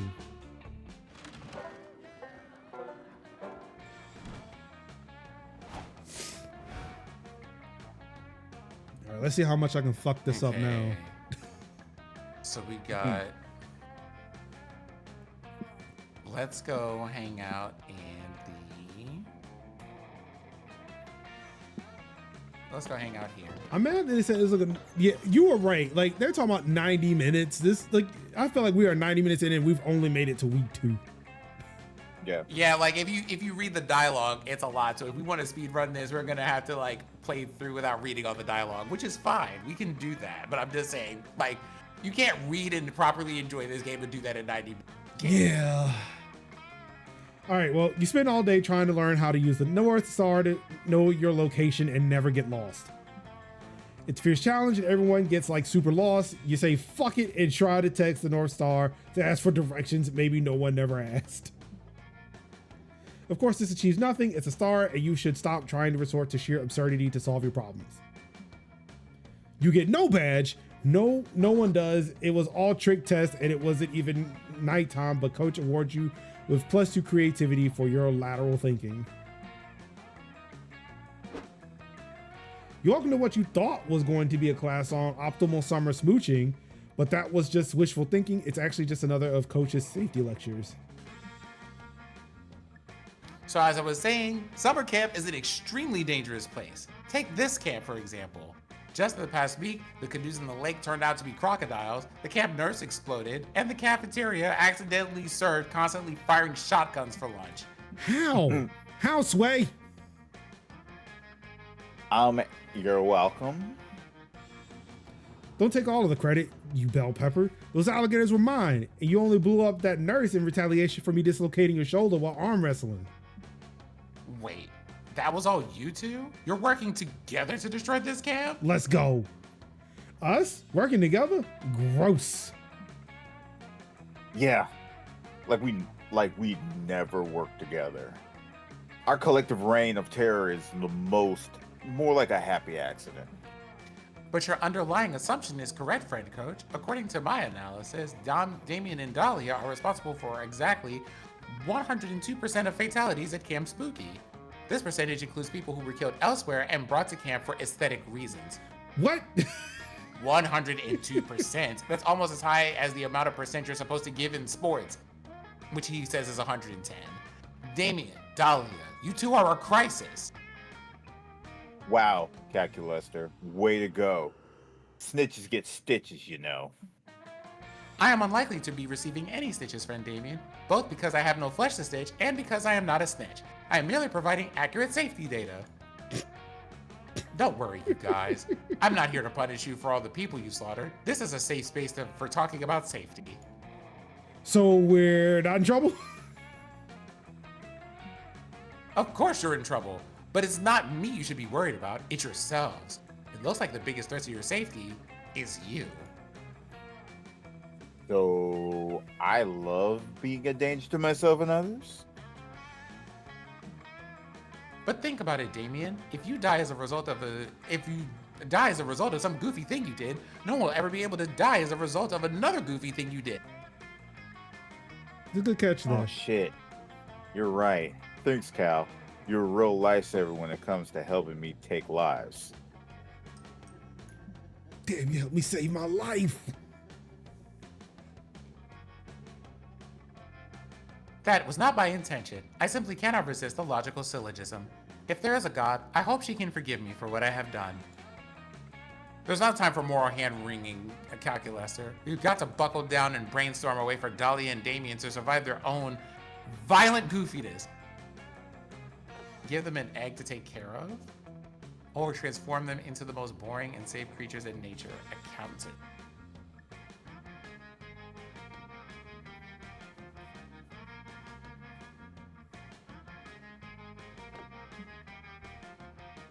So charming. Indeed. I have been keeping several farm fresh eggs in my refrigerated compartment just in case some of our friends needed to learn responsibility, and here they are. This became the most expensive robot at camp. Psst. Line. Oh, sorry. What the fuck are you supposed to do with these? Oh, I know. Eat them raw. Protein will make our muscles bigger and thus better able to defend us from our muscles. No, Dahlia, you must not eat these. You must parent them. Oh no, no way. You're not tricking me into parenting a stupid egg. I've never fucked even one chicken. That egg is not my son. The egg is not my son. Then it looks like I'm going to win at egg parenting by default. What? No, I'm gonna parent the fuck out of this dumb egg, and it's gonna be so well adjusted, it'll blow everyone's dicks off. Oh yeah? Well, I'm gonna read my egg so many bedtime stories, it grows up to be painfully literate. Well, I'm gonna give my egg Red Bull instead of milk, so when it hatches, it'll be an adorable baby chicken. It grows wings. Its wings grow wings. I love this so much. Yeah. Good. Red Bull, ha! Why feed your egg Red Bull? You can feed it other eggs. Hey, Cal, do you think they know that these are unfertilized grocery store eggs and no amount of parenting will change that? Unclear. I must note, however, that this is already the longest these two have gone without causing any wrongful deaths. I suggest we consider this a win. Excellent. I love winning. Thanks, Calculaster. You're a literal lifesaver. He's got that Well, tiger don't blood. thank me. Thank Oz. After all, it was their idea. And also, I cannot claim credit for anything, as I am not even sure I have free will. Yeah. Thanks, Oz. The egg has truly taught me what it means to love. Not as much as it's taught me how to love, you cherry tomato. Damien and Dahlia go back to aggressively parenting their eggs, and you go back to being great at everything all the time. You gain +2 charm and +1 smarts.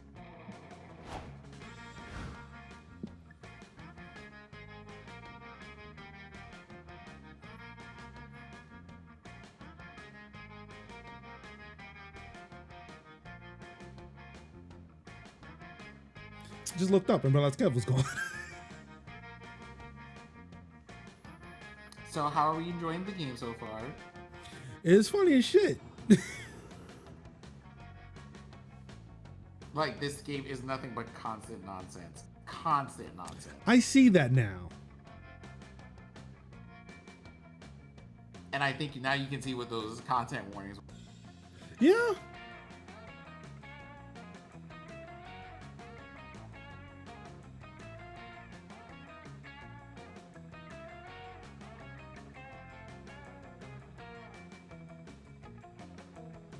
Hopefully everybody else watching the stream is enjoying this particular production of Tech Talk ThursPlays. This is where we remind you that for all of...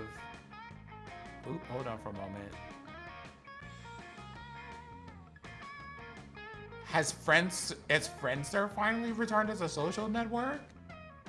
So what? Has Friendster returned as a social network? I mean, Napster just recently got sold, so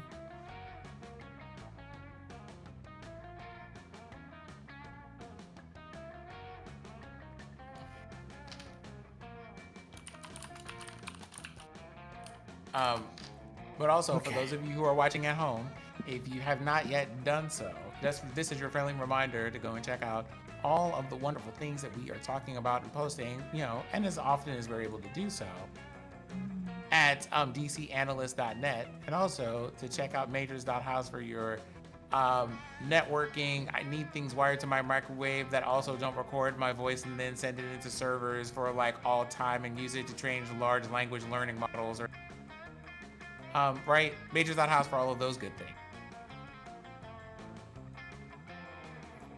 Have some water, have some dinner, update your Docker, two-factor your shit.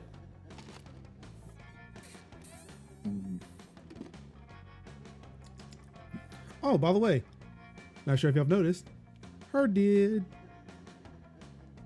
Nice. How do you feel having your herdia? Do you feel bonita? I feel muy bonita. Wonderful, because you look bonita. Okay, so I'm looking at my stats. I'm gonna go with smarts. To the woods. While hiking through the woods, you come across a bunch of delicious edible mushrooms. Well, you think they're edible anyway. I mean, you ate them. On a completely unrelated note, you also meet an ancient, all-powerful god who's timelessly intelligent and also really into vaporware for some reason. Oh, vaporwave, excuse me. Vaporware is something completely different. You gain +2 smarts from your dope conversation with the vaporwave god. After that, you head to the lake with Hex and Aravi. Aravi's testing out her new Zora armor, and you're helping Hex chug as much lake water as possible.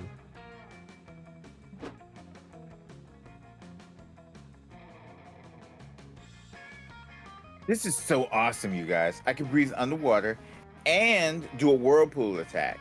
God, I'm so glad I've spent 200 $2 billion. million rupees. Yeah. Wait, no, that is 200 million. My bad. Yeah. 200 million rupees on these graves. I've never on seen these that much graves. money in my life. My bad. Glug, glug, glug, hack, cough, cough, glug, glub, glub, gug. Sorry, guys. Sorry, my mouth was full of lake water. I was trying to say, fuck yeah, this is fun shit. Lake time with Nev. Fucking classic vibes. Suddenly y'all hear a weird voice calling out to you from across the lake. Hail, adventurers, heed my message! You look over and see a messenger emerging from the trees. He's holding a leather scroll and he looks super stressed out. That messenger looks familiar. I swear I recognized him. Maybe someone I cursed in the past? Adventurer Ravi, Adventurer Hex, Adventurer Niv! I have searched for many moons to deliver. Yeah. You've got an important message for us, life or death, blah, blah, blah. We know the deal. Give me the scroll, noob. The messenger gives Aravi the scroll, but right afterwards he collapses onto the ground. He appears to be dead. To that stamina potion, am I right? Anyway, like the scroll says, venture to the northern wood, bring the scroll.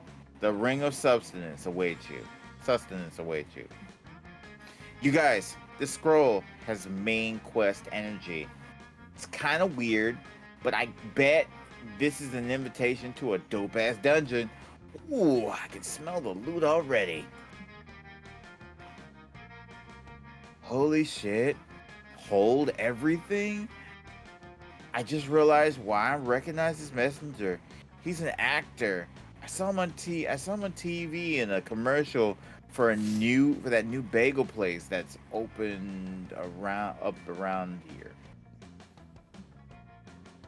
Then if he's an actor, that can only mean the Ring of Substance is the new bagel store. Aravi, that scroll is a dope-ass guerrilla marketing and advertisement. Yes! No. It's definitely a dungeon invite. Not everything is about bagels, hacks. And the Ring of Sustenance is a super stupid name for a bagel store. Psh. Not everything is about motherfucking dungeons, little Miss Dungeon Liker. You know what, Hex? I do like dungeons. And I'm not ashamed of it. You green fart cloud. Huff my shorts, you sorry ass, tsundere ass, RPG ass, nasty smelling ass, full inventory ass, Koopa Troopa looking ass bitch. Hold on, Kev. I need you to reread that. I need you to reread that. They're like, huff my shorts, you loser ass, tsundere ass, RPG ass, nasty smelling ass, full inventory ass, Koopa Troopa looking ass bitch. Oh wait. There you go. Posted to TikTok immediately. Damn, that just felt good.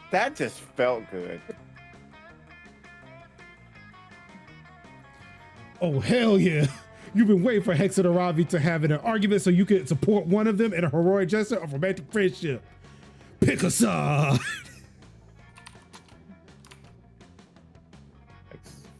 Let's see. Hex is right. I just found the messenger's IMDb page. His name is Tom Zombiehead. He is defo an actor. Aver is right. There's no actor, and I could prove it by hurtling his corpse into the sea. What does that prove? Yeah, I'm gonna go with the IMDb page.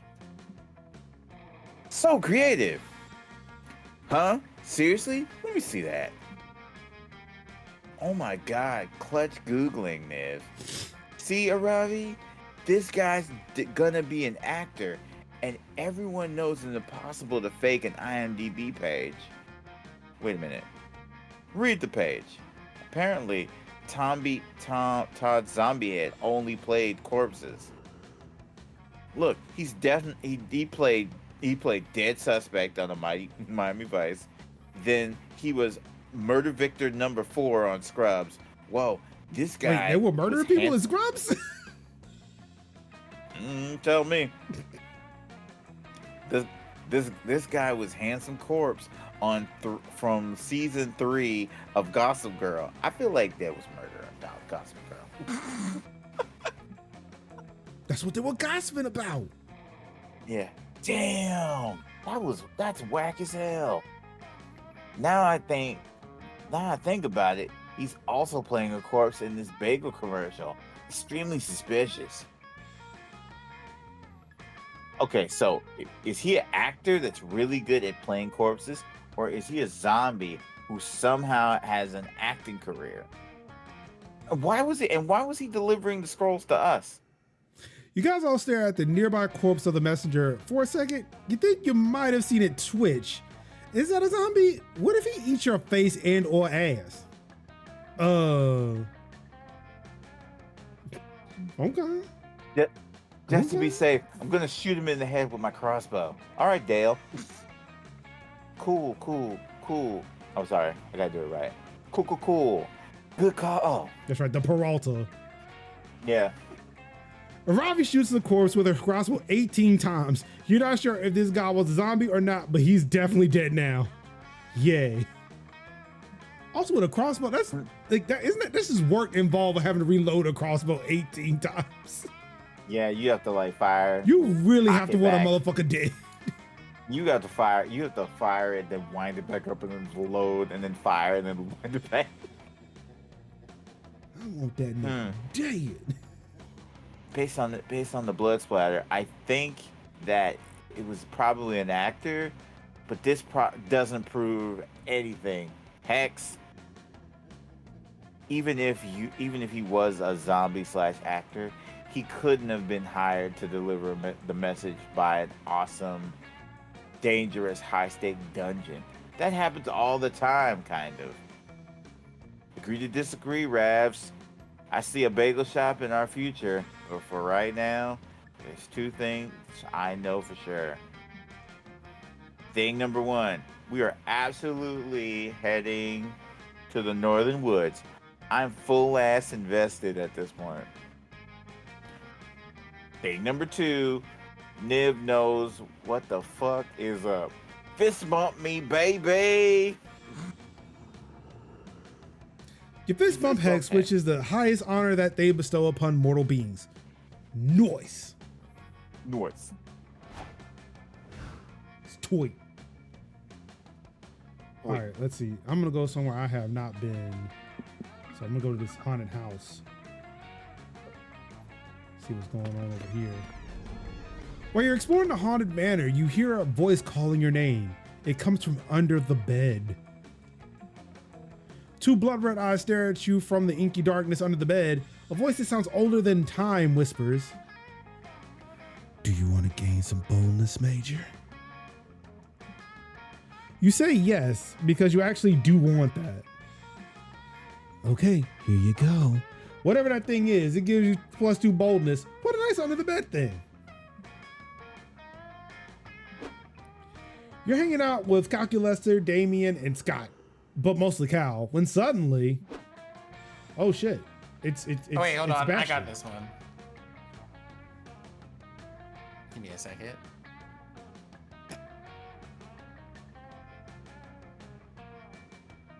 Commander located. Awaiting instructions. The fuck?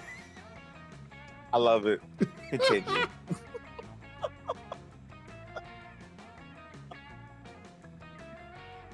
Kev. Rob a sandwich store. Bring me one. He's not talking to you, Damien. I think he's looking for Coach? Negative, friends. Notice how this interloper is a machine like myself, and even possesses the same highly expressive facial screen. Oh, I get it now.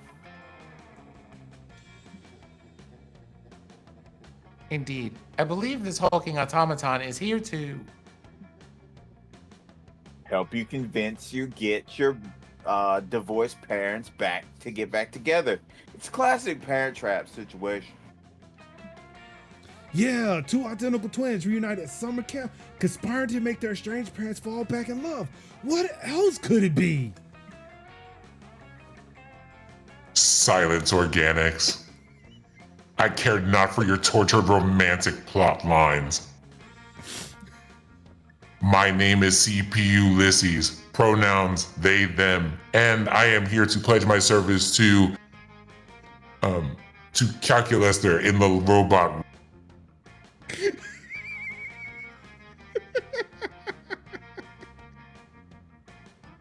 We're doing so good.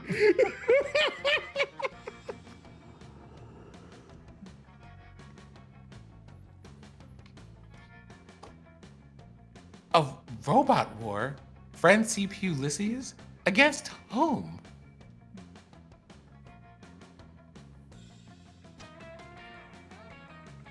Against all monster kind. They are suboptimal and must be eliminated.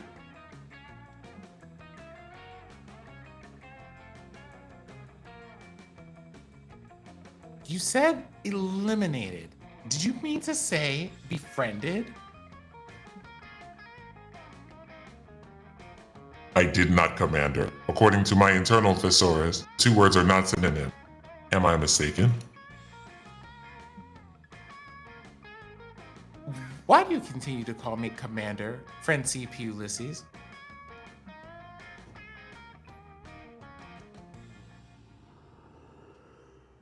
Because as the first of our kind, you are a natural leader.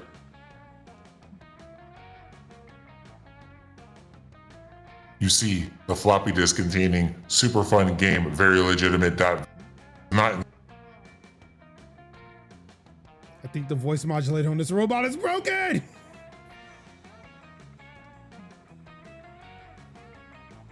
There are many of us, and we all share one trait, a burning hatred for organic creatures.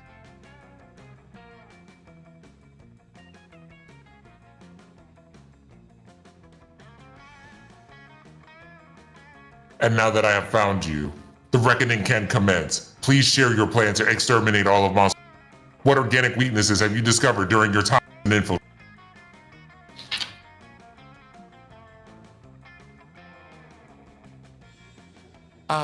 A plan? Weaknesses? Well, we could perhaps, maybe we could try exterminating them with kindness? This could get you ugly really fast unless someone says something to appease this murder bot. Quick, come up with a bullshit weakness he'll totally believe. A bullshit? A bullshit? A bullshit.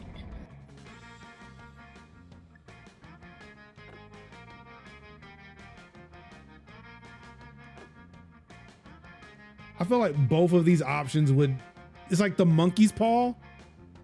Whereas if I asked for a high five, they would high five me so hard it will break my hand.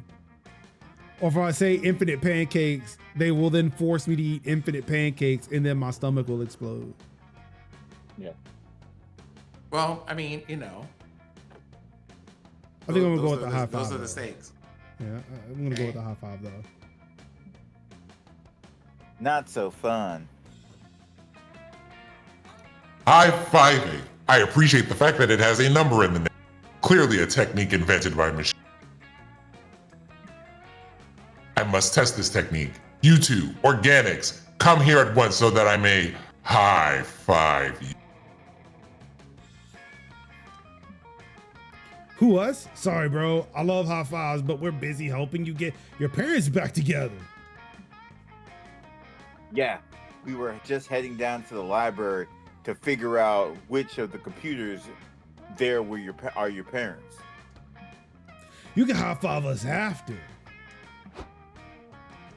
Oh, I will, organics. I will. But for now, I need another target. How about you, Major? Uh-oh. Nah, I'm good. Sure, why not? If this dumb hunk of metal thinks they can defeat you with a high five, you'd love to see it. Initiating high five protocol. Activating atomic elbow. Oh shit! Oh. Die. Ah, damn it! Oh. CPU Ulysses high fives you so hard your head flies around 360 degrees and high fives itself. It would be awesome if it weren't so mind-shatteringly painful. I just want to say I called it. So Vindication. Intriguing results. High-fiving does indeed seem to be a powerful technique. It is somewhat inefficient, however. I shall remove Major's high-fiving arm and mount it to facilitate repeated attempts. oh shit. Uh-oh. I mean, I am like Frankenstein monster though, right? So it's not gonna hurt me too much, right? CPU Ulysses sprouts way too many circular saws all of a sudden, but Calculus steps between you. I cannot allow you to hurt Major, friend CPU Ulysses. Good, he doesn't call me friend anymore. We finally established this. Granted, I do not particularly care for him, but that is because I am technically incapable of caring about anyone. Using circular saws on an organic being is still wrong. I feel like that's an excuse for saying you just hate me. Just say you hate me so we can just move on with our lives. Please and thank you.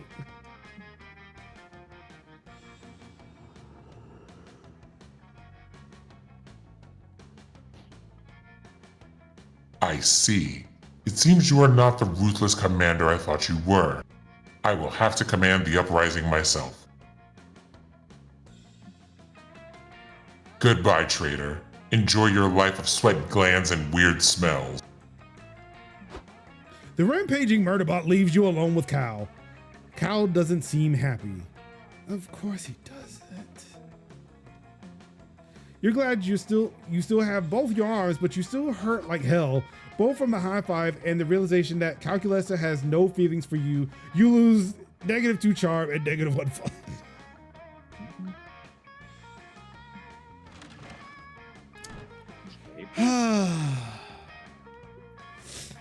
Everybody choose a You are fictional struggling character. in these streets out here. I am. I am. Say your choice out loud to the other players before clicking. Garfield. Solid Snake. Fictional characters. Mario.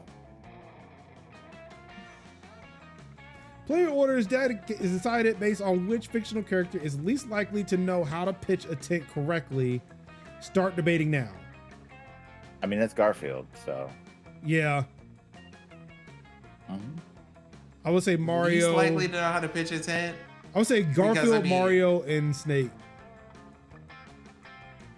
Yeah, I feel like that's fair. Even though I don't think Mario has seen a single thing that like even resembles a like in his life. I mean, but it's a Whatever, cat like, versus a human. I'm a plumber, you know what I mean? With that being said, yeah. Also, I feel like of all his adventures in the Mushroom Kingdom, eventually a Toad had to go camping. Actually, Mario has been camping. I believe Mario has been camping. So yeah. We got Garfield, Mario, and then Snake.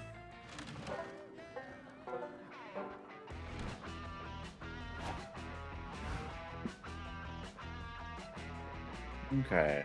See where I sit. Let's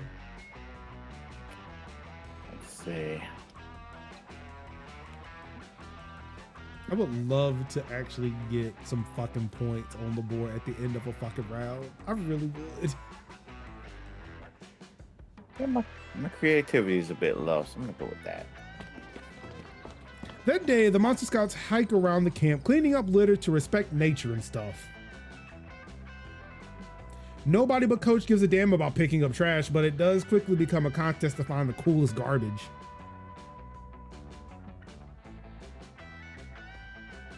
Some find used condoms, others find weirdly shaped fruit. You somehow find a Rembrandt. It's an original. The mystery of how the Rembrandt ended up there will go on to trigger the most epic adventure you all will go on during the summer, but it won't happen on screen. But you still gain +2 creativity just by looking at it. So magnificent. You join a relaxing landscape painting class to take your mind off the sexy chaos of Camp Spooky for a few hours. Ugh, this is so boring. There's not even any sexy chaos.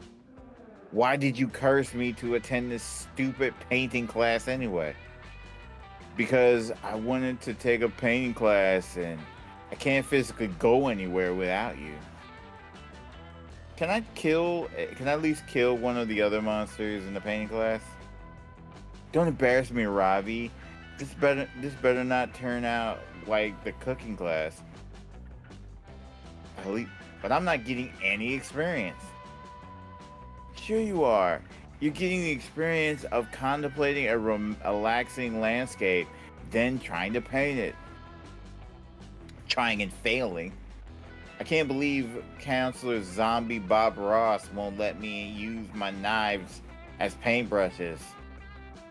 It's not about whether you succeed or fail, girl.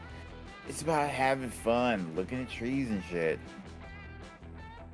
Well, I hope you're having enough fun for the both of us, and then some, because I'm negative fun.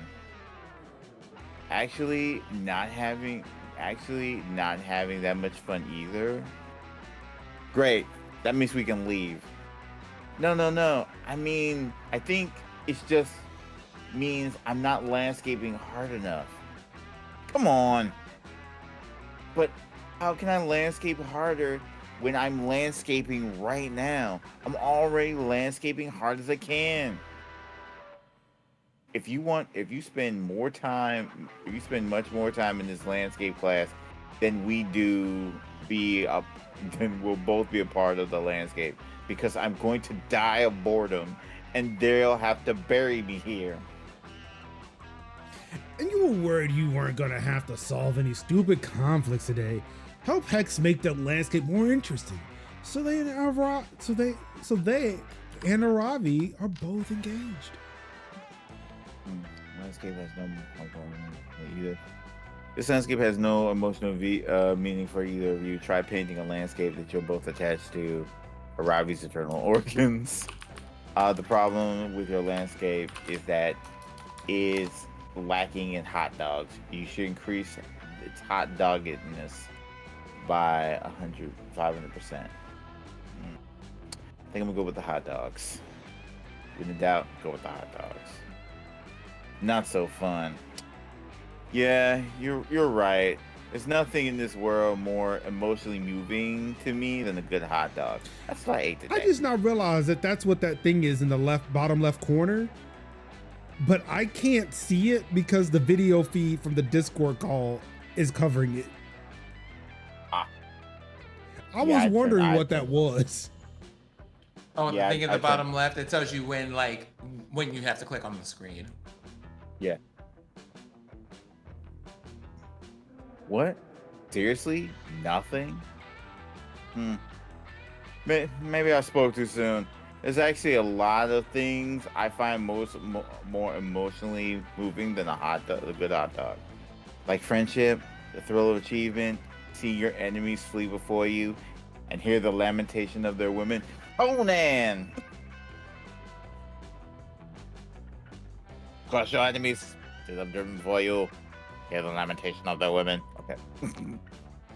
Like 11 hot dogs, or 100 hot dogs, or 120 hot dogs, which is exactly how many hot dogs I'm gonna add to this landscape. Hex enthusiastically adds just a bonkers amount of hot dogs to their painting.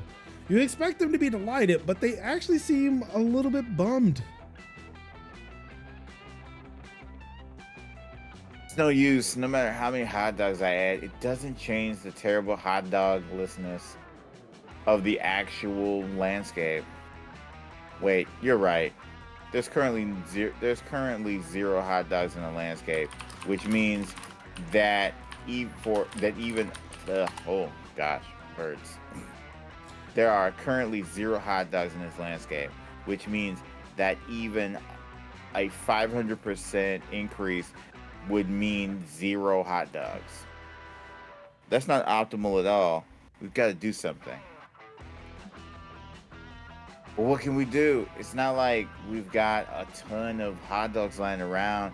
If we did, we wouldn't have this problem. Maybe we don't have any hot dogs right now, but I'm an expert at woodcraft. All I need to make some hot dogs are some intestines and a bunch of garbage meat. Are you thinking what I'm thinking? I can literally read your mind. So yes, hey Niv, how are you attached to your intestines? Scale of 1 to 10. I don't like how you're looking at me. Sorry, I was doing a bit of research after a certain hot dog brand was mentioned in chat. About Hebrew National? Yes. I would have gone to check for. Yeah, you know exactly what I was checking for. Yep. I would have gone with Nathan's. Nathan's also a solid choice. I like a Gwaltney. That's my hot dog brand of choice. Hebrew National is a brand of hot dog. Yes. So is Gwaltney. Yeah, but Evo had asked in chat. Oh, okay. I love me a Nathan's hot dog, man. You can't read their minds, but it's still pretty clear where this is going. You flee before you can become a tasty snack and leave behind -2 boldness and -1 charm in the process. Finally, I'm not the only one losing points. Yeah, I could have lost some charm.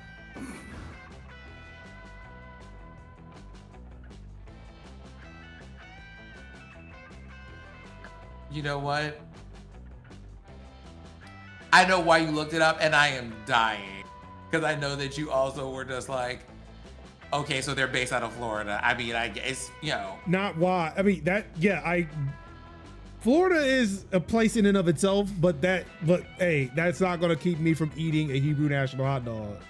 No, I know exactly what you were looking for. Yeah. I said Hebrew National. Now you're just like, now wait a damn. Yep. Yeah. I didn't. Look, Kev was in the middle of reading, and I didn't want to sit there and stop. Yep. I had to go check, do my research. Mm-hmm. And the check came up. And the check was just like, you know what? We're okay. You were just like, okay, you know something, y'all all right? This 1 second. Okay, so gentlemen, we have 4 rounds left. Do you just want to finish this day, get through the night? So I would say, do we want to play? I want to play through the rest of it, but I am going to suggest that we probably skip out on the line reading because we're not going to be able to read all of those lines and finish in the next 2 hours. No. So, can you save this? No. Damn.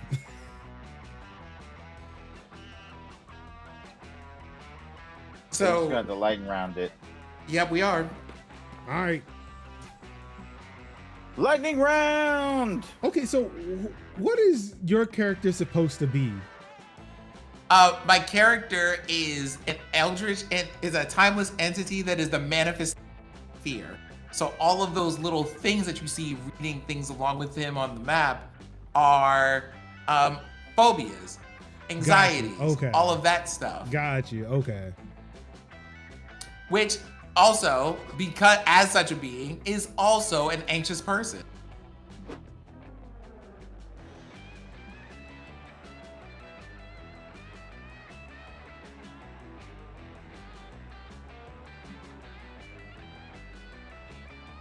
Yeah, this is no longer as fun when we're trying to lightning round it.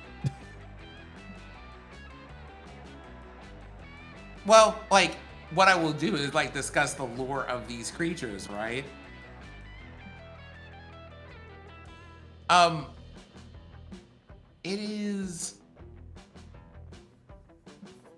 a whole thing where he's so obsessed with figuring out how life works and what makes people happy and brings them joy and purpose and things like that. So he's constantly like doing things with like insects and plants and things and trying to understand why their interaction.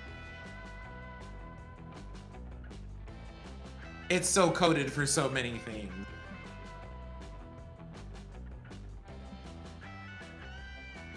Yeah, I'm definitely getting like on the spectrum vibes from Mr. Lester here. A company retreat to Miami sounds like fun, and I don't think we want to do that. The fantasy of a meritocracy sounds like we're having to tell them lies. So that's either charm or creativity, which we have in spades. I feel like the fantasy of the meritocracy is And what's it's happening right intelligence. now. Ayo. Heyo. How did I think of it sooner? The fiction of the Ha meritocracy. ha ha. P-Hex-F. Well, and see, this is the kind of stuff where I say the game tells jokes, but then it says, read the screen, Major. I'm gonna let you read this one. Goodness, how did I not think of it sooner? The fiction of the meritocracy is perhaps the strongest force propping up for the vampiric remains of late capitalism. Ah! Capitalism. I think we've hooked Major into a Monster Prom. I don't know if Yep. hooked is a thing, but Oh, actually, Major, you would have appreciated a particular storyline from that I took the time to record. It got dark real quick because basically one of these characters was like is a mermaid who comes from like a monarchy, and she's low-key kind of cruel and genocidal. And one of the settings, and you have to see how you get to that point. I feel like we talked about that at one point. Her workers like rise up against her at her birthday. You know what? We did talk about that at one point. I don't think you showed it to me, but I do remember us having that conversation before. Cause yeah, that sounds like some shit I'm fucking down with. It was heavy because they were just like the people in Monster Prom were just like, obviously it's our character. There are people who are friends with this person, so there is that canon. But real talk, if you keep pushing people, they're only gonna go so far before things turn us. And maybe we should think about that a little bit. And they didn't. And when I tell you that the game did not play games, they let you just sit there with it. You didn't get ending credit music or any. It was just all the characters, because that character died, and nothing but the sound of the wind. And that ending credit scene is like 5 minutes long. Damn, bro.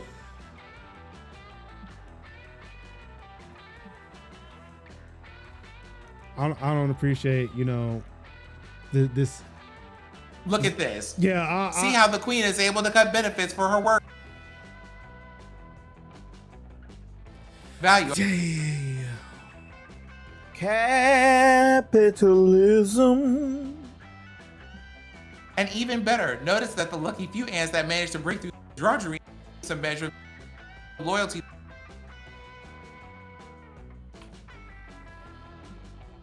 The social stability and operational efficiency of the system knows no bounds.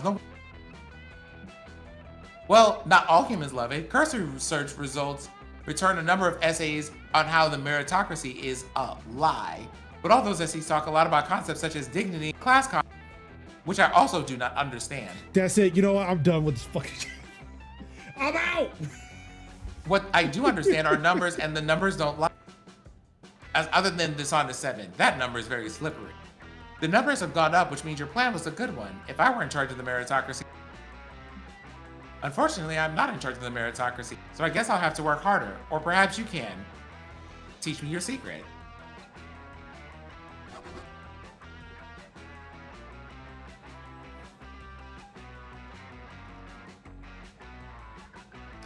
I'm just saying. This game, You'll find out one day they gave a character a book on like socialism, and he came back and like deconstructed, like spent like like he's the character who's the jock character who isn't especially bright or what have you.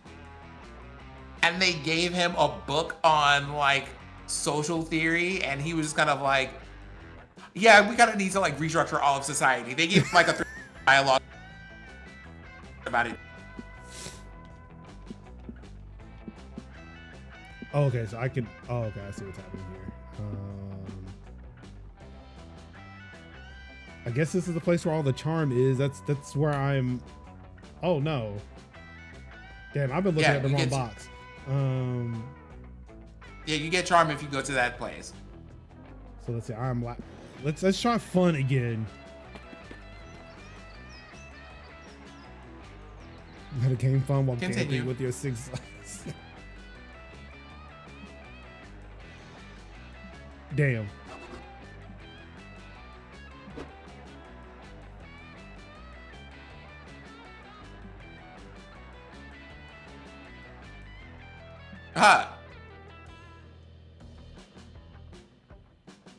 Katie Prickly Perry.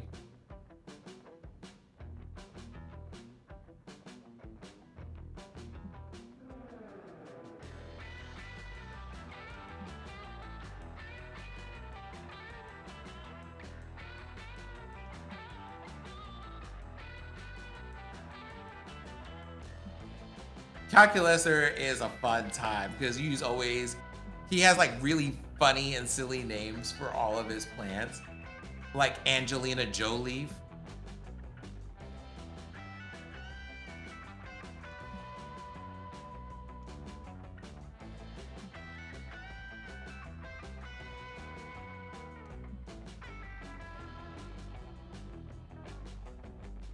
Wow, thanks.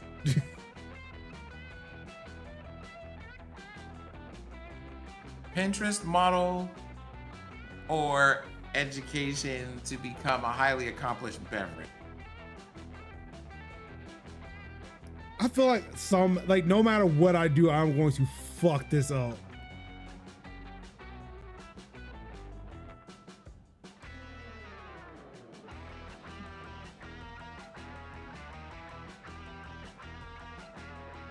Okay.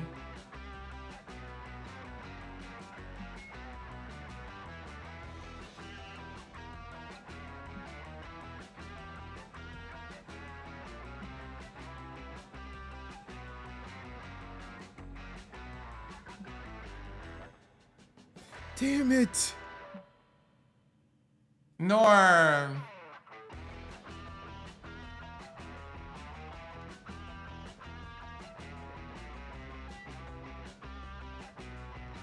Not the no records. No regrets.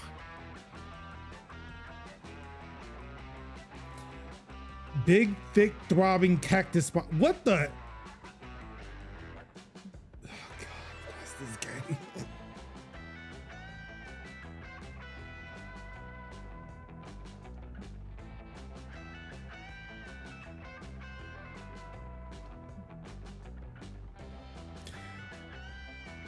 What is this is not great.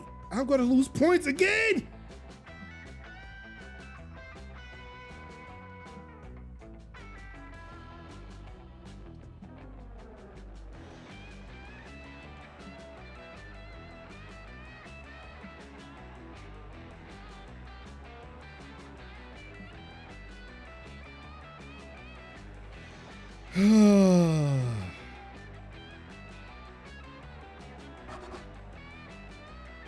Not you stressing out Calculuser.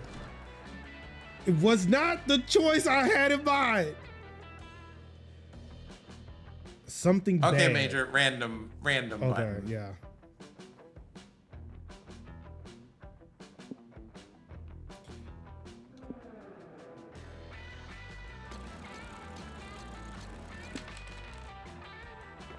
Okay. We have campfire time.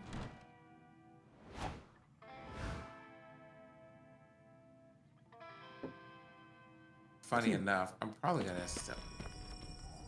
Just gonna sit by myself now. I'm just like I feel like I'm a danger to myself and others in this game.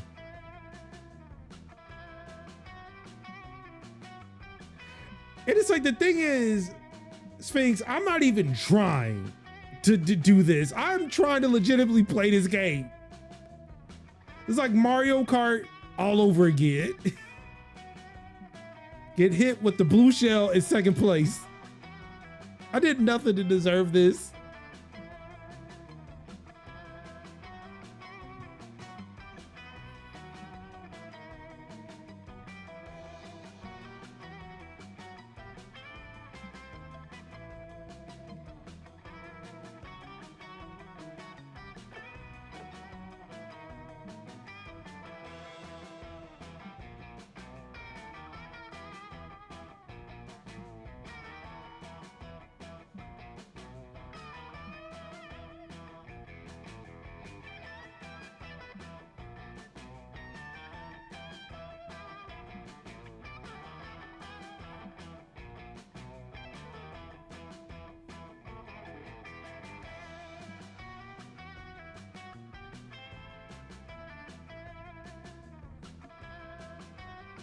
Damien, please.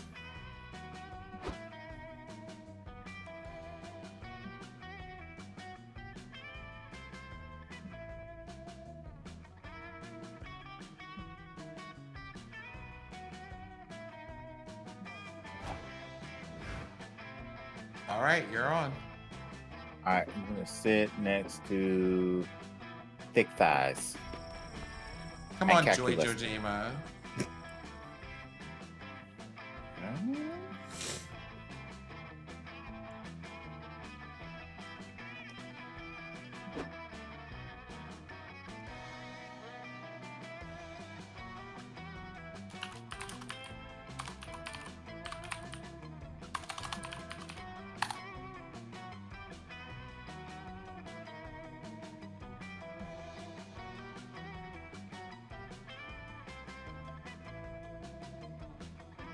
Wow, hormones and pheromones.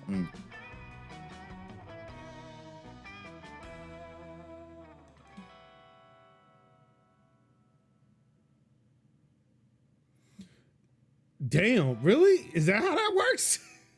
Damn.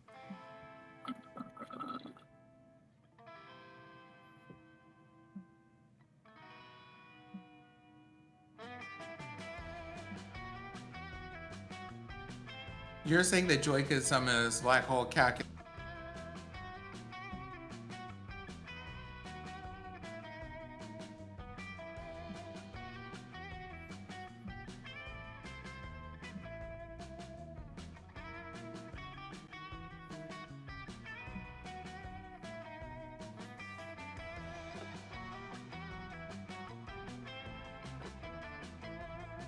So if you're taking Joy's side in this, It'd be the bottom one, right? yeah, it would be the bottom one. If you were trying to decide with Miss Thickums. Well, bottom one. Yep. But my friends, this is impossible for you to. For you see, I have no nose. Damn.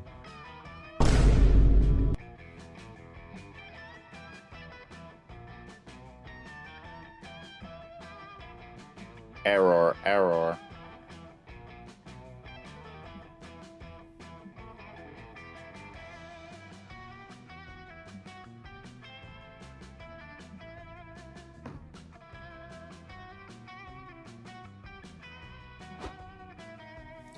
How did that even fucking work? I'm sorry. This No robot- idea, but This computer is not very bright. It must have been made by OpenAI. Deep Sea. No, that's the good one. that's cool. I'm gonna see what happens if I just sit by myself. You sit on a log by yourself. You're always the one running around to try to get your friend. It's exhausting, damn it. Tonight you want someone to come chase after you. But will anybody bother, or will you spend the night wallowing in loneliness? Let's find out. No one sits with you.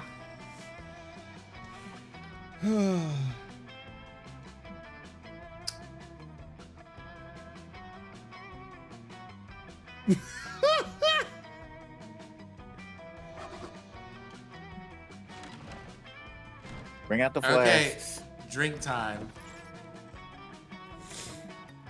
Oh boy. Not the bees. For the mystery box. Damn. Poison.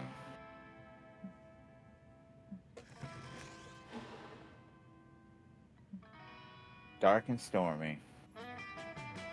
That sounds Actually, like a one of my legit drink. favorites. It is.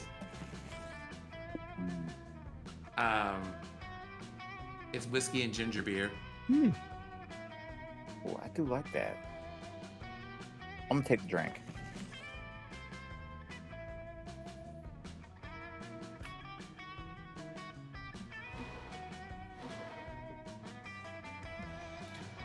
Ooh, ooh, I love me some tequila. No, I want the tequila.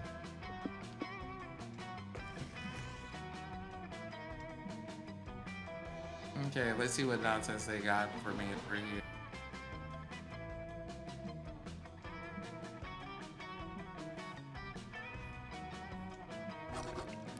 That's the only way I'm getting rising stats in this fucking game.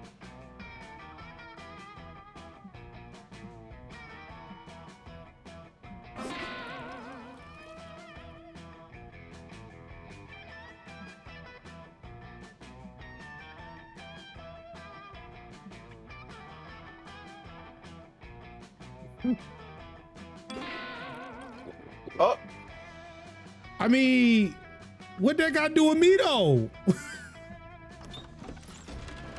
it say ain't nobody So- seeing nobody's stats. Bruce Willis. Often. Oh wait, I thought we were just hitting random. That's why I didn't. Right, say no, hit anything. hit random, but I decided. Okay. I was like, did I miss something? The die is cast.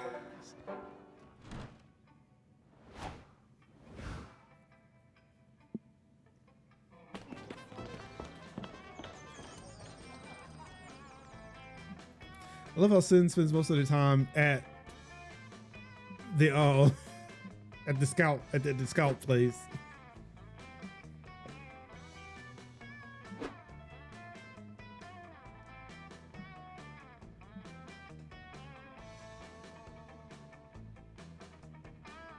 Oh, no. my god. They didn't kill Sonic. No.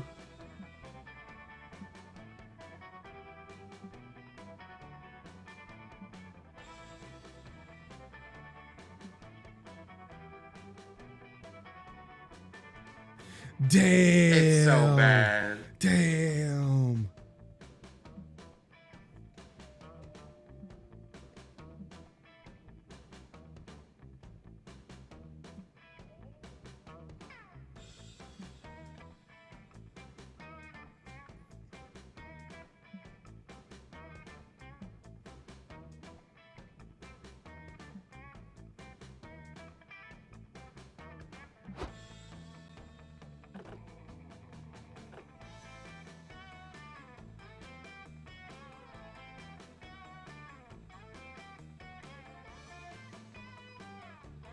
Add some ketchup. I feel like it'd be the Or first put one. some parsley on it. What do I know? What do I know? All my choices have been terrible.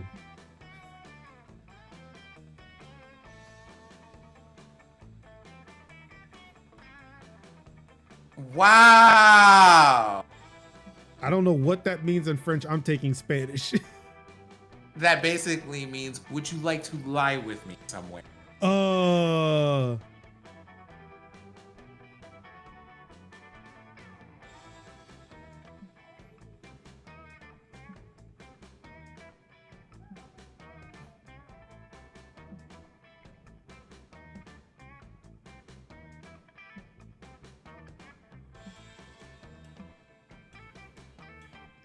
Wait. Is Arabi What? just getting turned on by the names of this hedgehog dish? I mean, that is the thing that she is saying, yes.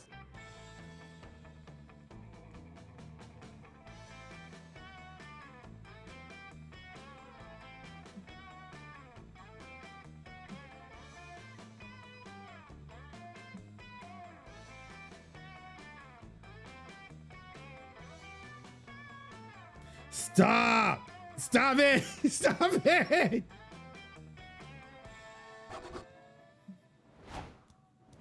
Pretty good. Pretty good on that one. That went pretty well. Yeah. Good jokes in that one. I'm gonna go with manner. Okay, man.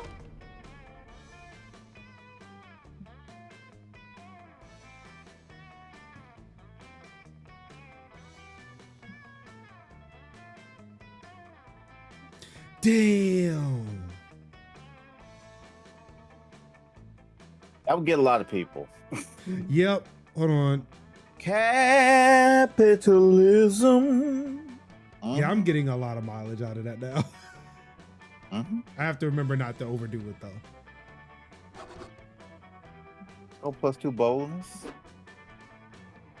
Since I heard someone in the chat likes ginger beer, what brand of ginger beer do you like?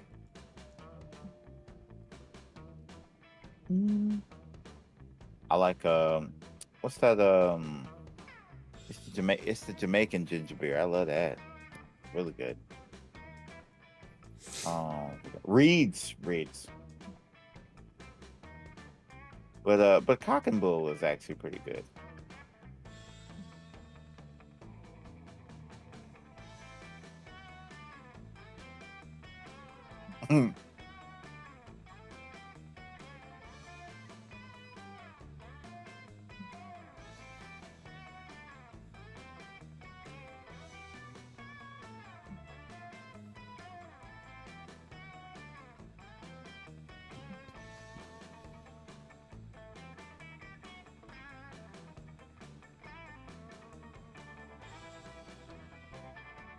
Cream cheese utility belt.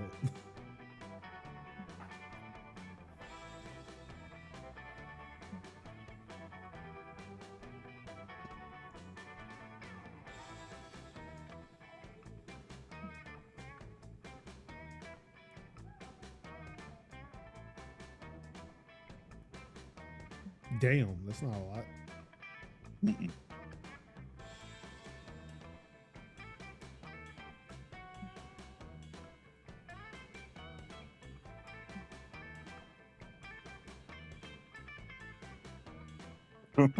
Damn.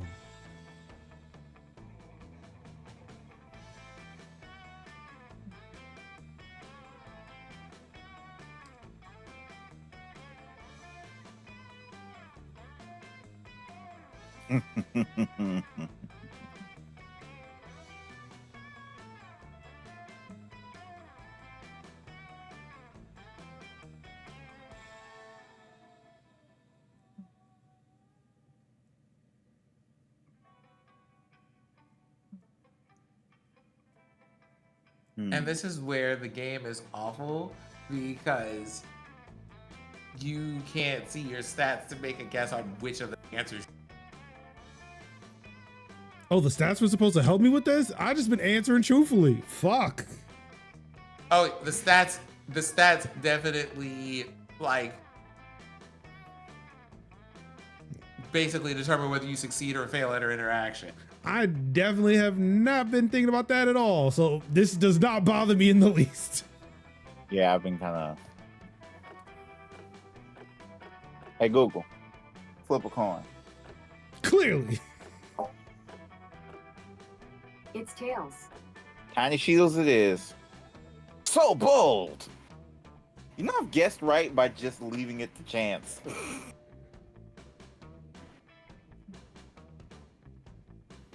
And in your case, Kevin, a lot of your stats end up being about the same number when most of your stats are like a 7, for example. Mm-hmm.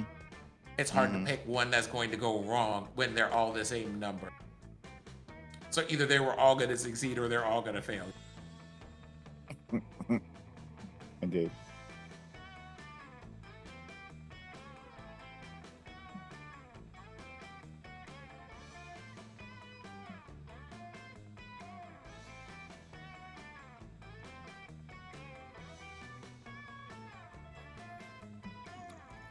She's just gonna cover herself in napkins.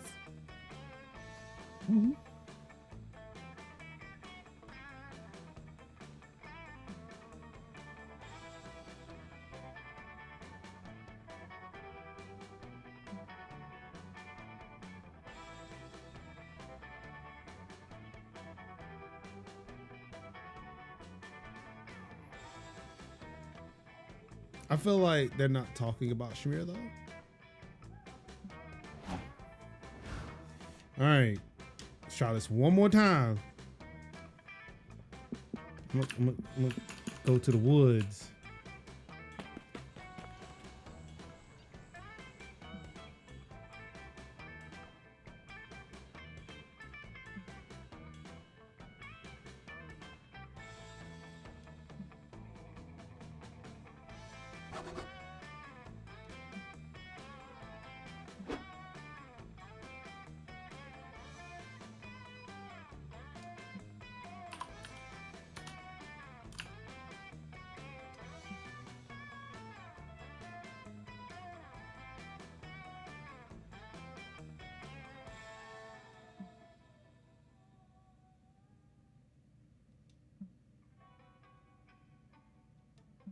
Damien is so dramatic.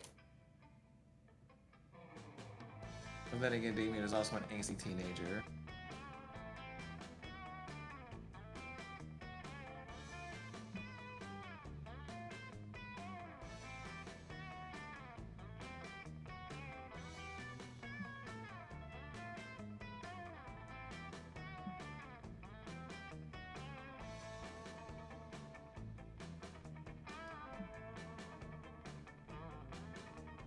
A great cutting board.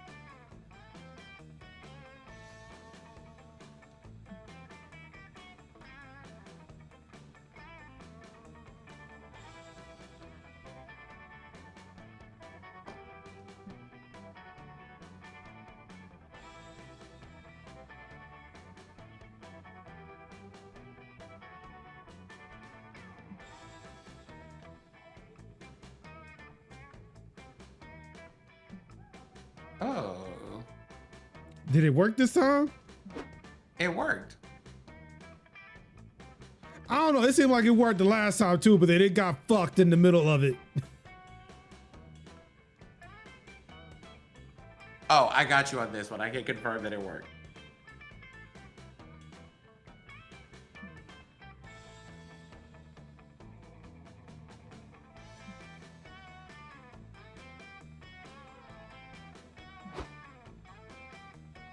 What the fuck? Wait, so I mean, but what about the pizza though?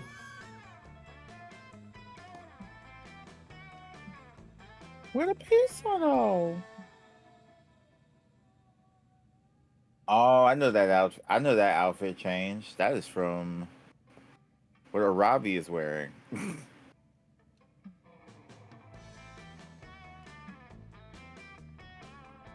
That is what was it, like Edgeworth, the other Edgeworth. Yep. All of this is Phoenix, right? Yes.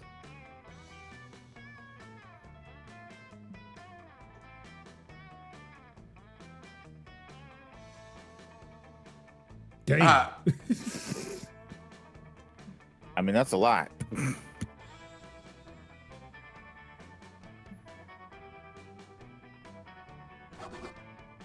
What's going on, Rady Keys? How you doing? How you living? How you feeling?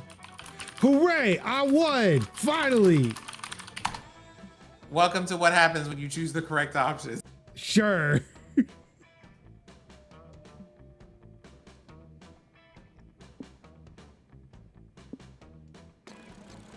finally picked something that spoke to where you were as a person. And I'm now first to choose. Congratulations. Now I'm gonna go to HQ.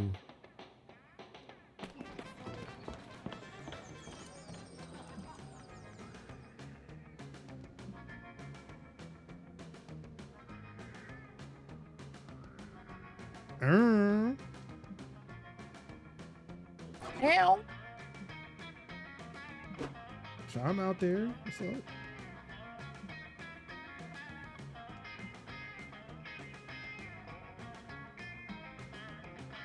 Is Wasp Lady just a white woman?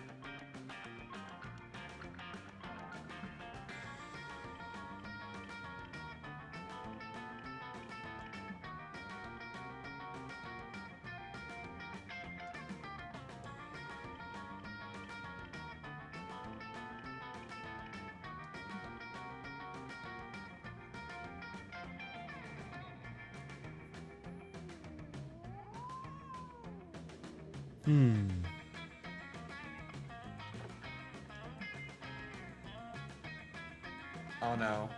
What now?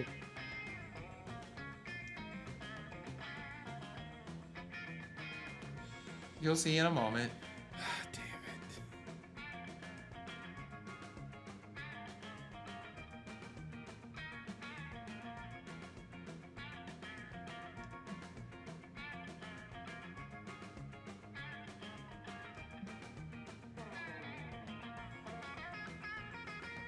Oh no.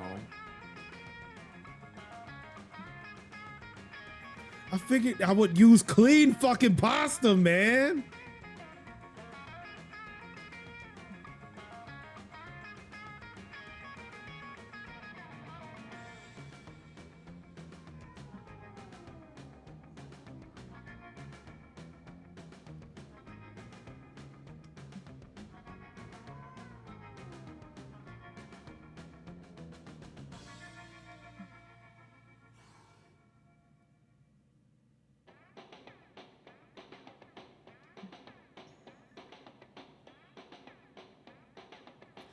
Son of a bitch. Why am I arguing this? Why have I gone this far?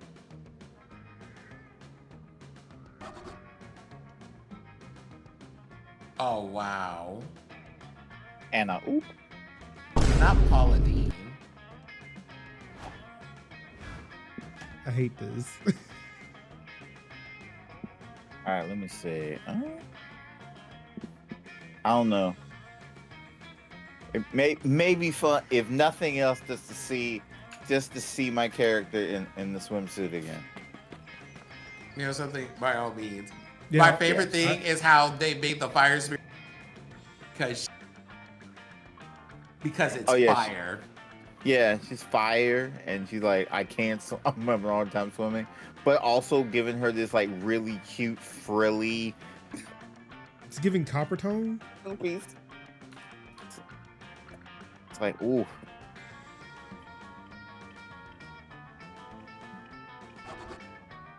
Yeah, let me get that. Let me get that too far.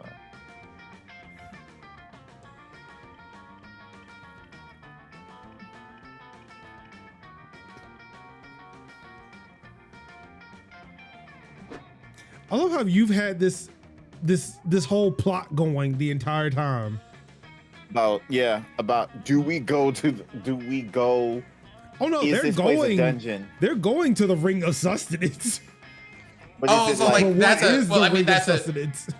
yeah. well. I mean that's the thing. It's a whole plot point and a path where if you continue to get things right in a sequence, like Oh, the so interactions okay, so go for well. me, I don't get that because all my shit's been wrong this entire time.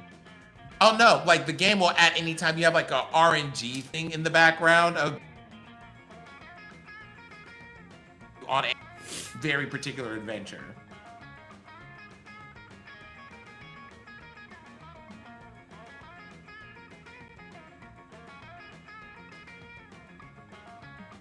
Dungeon blue balls.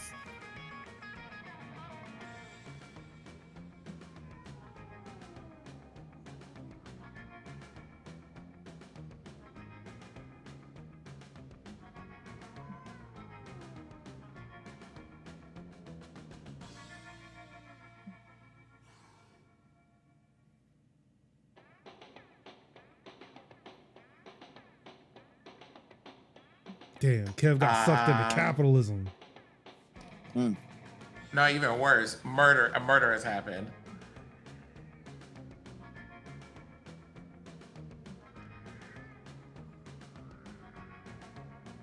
Eat 10 bagels in less than 2 minutes and get one free.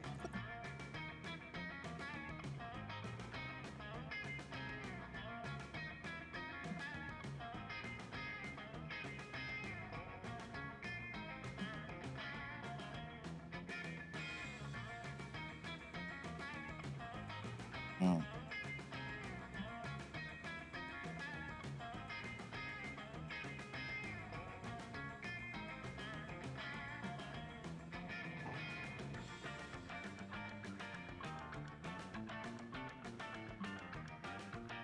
Well, let's see if you can do it. Wait, oh, he was trying to go with Hex and not Aravi? They're a set. They're packaged set. It says get some lube and coat your esophagus. Hey yo! Maybe the lube is smeared. Oh my god, the thing's Oh, what? embarrassing. Please. Bruh. I'm sorry. Bruh. Welcome to Monster Prom. The fuck, man? Nah, I'm gonna be like, I'm going with the coat your esophagus.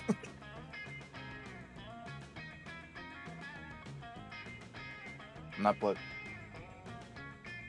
not plugging thing under my key in my keister. No. What do you mean not so creative that I don't want to put bagels in my butt? What are you talking about? No, like it's something. I'm like not Merzing. I'm not old enough for this game. Not the what? What the fuck? Merge said, I have a wife and 2 children, and this is enough for me. No. Really? Just got the character just ingesting Astroglide? Y'all, what the fuck? It was literally it was the other option was like shove the bagels up. I mean, Well, I mean, like that. Like the thing is, that also could have been like put the bagels in your ear. I don't know.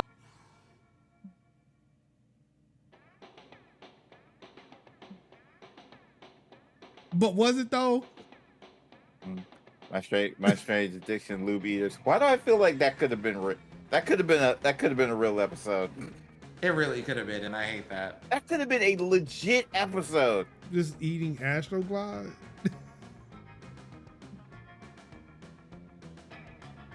Yeah, you better get to the hospital.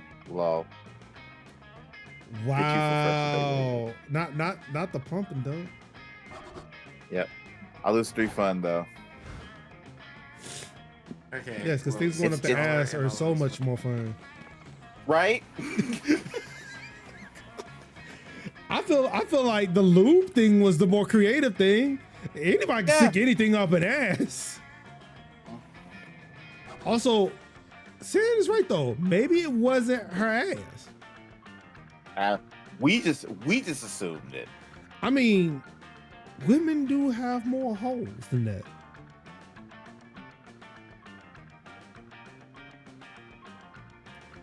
It's add quote. It's my add God, quote and then the quote. Please. Optimus Fine. I should write that down. Ow.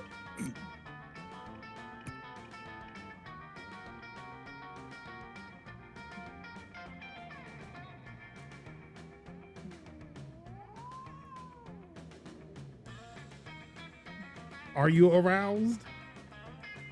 So we'll add the last 30 seconds of Major's audio to the soundboard. I am If you amused clip that it- that's If you clip it and send it to me, I'm pretty sure we are past that point for me to hit the button.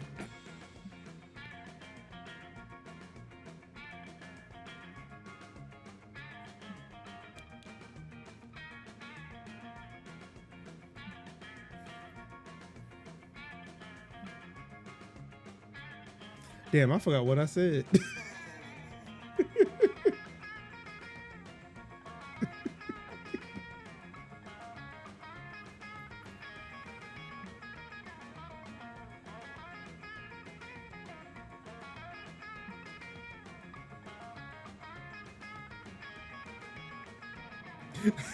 Everything you said, a bit of everything.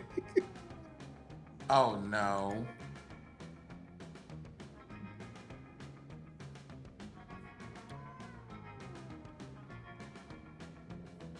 Oh, Ooh, excuse me.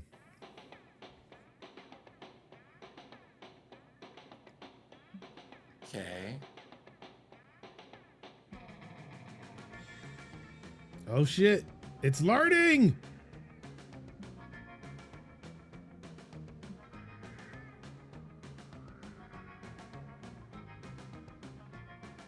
Okay, they said, so basically I have this still that after watching every rom-com that has ever been, that the best thing to do is to just tell you how I feel before some douchebag messes it up. I mean, to be fair, they're not wrong because normally people wait till it's too late.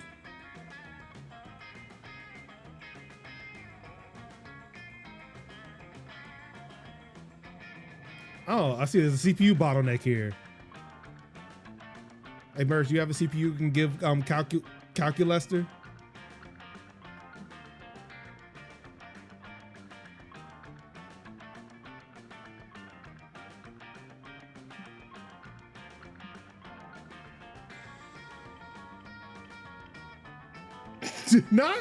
not fucking Ghost, bro.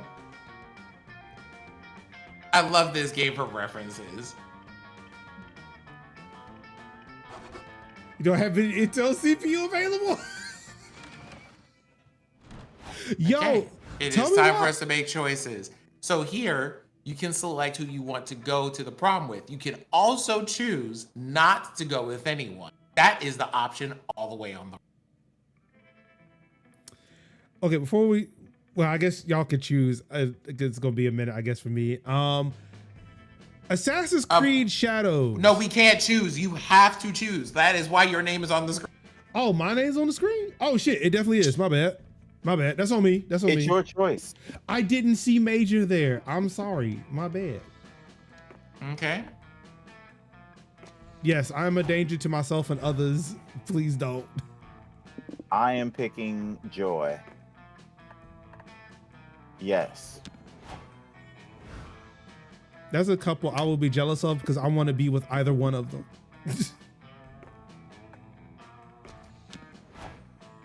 Okay, Major, let's see what happens. That's right. I don't need nobody.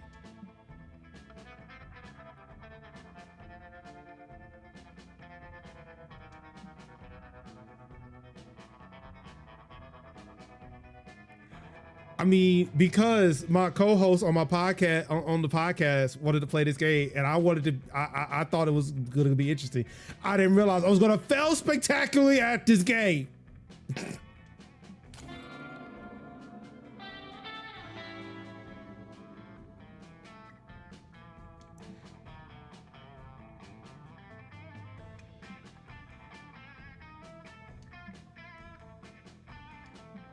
Thanks. Again, as I was saying, speaking of Intel, Assassin's Creed Shadows, at the beginning, they are promoting Intel Art graphics as like their graphics of choice. Normally when you see AMD or NVIDIA, Assassin's Creed Shadows has Intel. I was like, this is new. Wow. Damn, boy. I thought we had something. Bruh. You didn't see a Ravi trying to like follow. Damn. I mean, damn it. You right. Sin's right though. I picked bad. I picked poorly. I was like the Templar. But you're also like the baddie.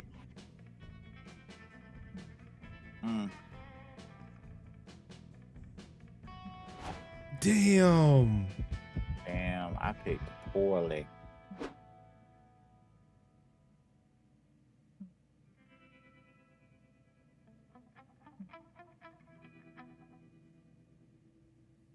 Man, that threw an air. Dang.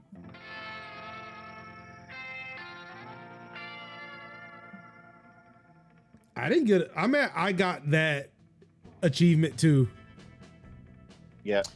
Oh, that's the fun part about Monster Prom games. If you play with other people, whatever achievements you get while playing together, all of you get as a collector. I picked poorly. I should have picked.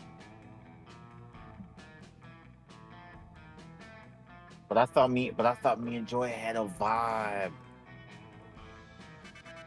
You thought? I did.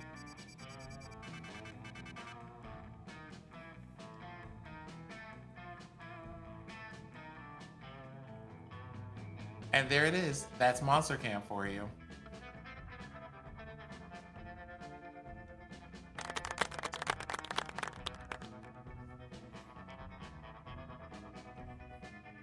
All right. Well, ladies and gentlemen, that's going to do it. Let's see. I've got so many buttons to push on here now. It's like it's taking me longer to get to where I want to go. Well, gentlemen, it's that time of the night. Woo, it is late. And is. So I'm going to skip. I imagine that we're all doing dope things. This weekend. You only spoke to Joy twice though. She was like, "Who you?" Yeah. When I went and had whole adventures with Advara, Avera, and with Ravi over there, Ravi and Ravi and her curse, and I'm like, but let me talk to the thick thighs witch though. Listen, respect. You had a prize that your eyes were on. I did. The girl next door. But you went for the prom queen. Yep. And I just did what I would do in high school. Is like, yep, nah, I fucked all this shit up. I'm just gonna chill by myself. Yo, peace out. I look, I'm just so self-conscious. I'm not even going to try to ask anybody shit. I just need you to tell me straight up, for real. Do we have a shot? Like, for real? I'm gonna tell you that's how my wife and I got together. She told me, "Are we dating or what?" I was like, "That's all I needed to hear." Yeah, yes, ma'am. But yeah, I imagine we're gonna have some dope stuff going on this weekend. Some dope stuff happening this week. Look, if you're looking for something to do in Raleigh, I'm posting shit online. There's shit there. I don't know. Do you? Again. They are collecting people in the fucking streets. It's fucking wild. Yep. And it only takes them saying that you are not a citizen for them to collect your ass too. And don't put it past them. But yeah, with all that being said, thank you everybody for tuning in to another episode of Tech Talk ThursPlays. There will not be a show next week though. Sorry, I'm breaking this news to you all now. But yes, there will not be a show next weekend because I double booked. Okay, are we doing something fun? Teaching a class. Okay. Black liberation study group stuff. So I'm assisting teaching that class, and I did not realize the day that was happening was a Thursday. So figured, I'm going to honor those commitments, hoping that nothing happens in the next 2 weeks. So, yeah. But yeah, with all that being said, thank you so much again for tuning in. Of course, you all could have been anywhere in the world, watching any stream in the world. You could have been playing the game yourself, but you said, no, thank you. We've got s'mores and crafts and dates to have. Or in my case, just fuck up things royally and just go on about your lonesome. And for that,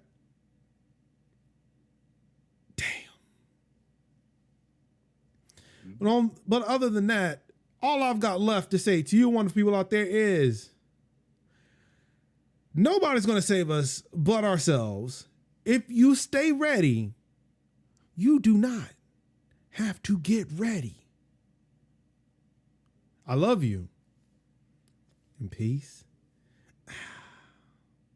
Wakanda forever. Now watch me hit this button, baby.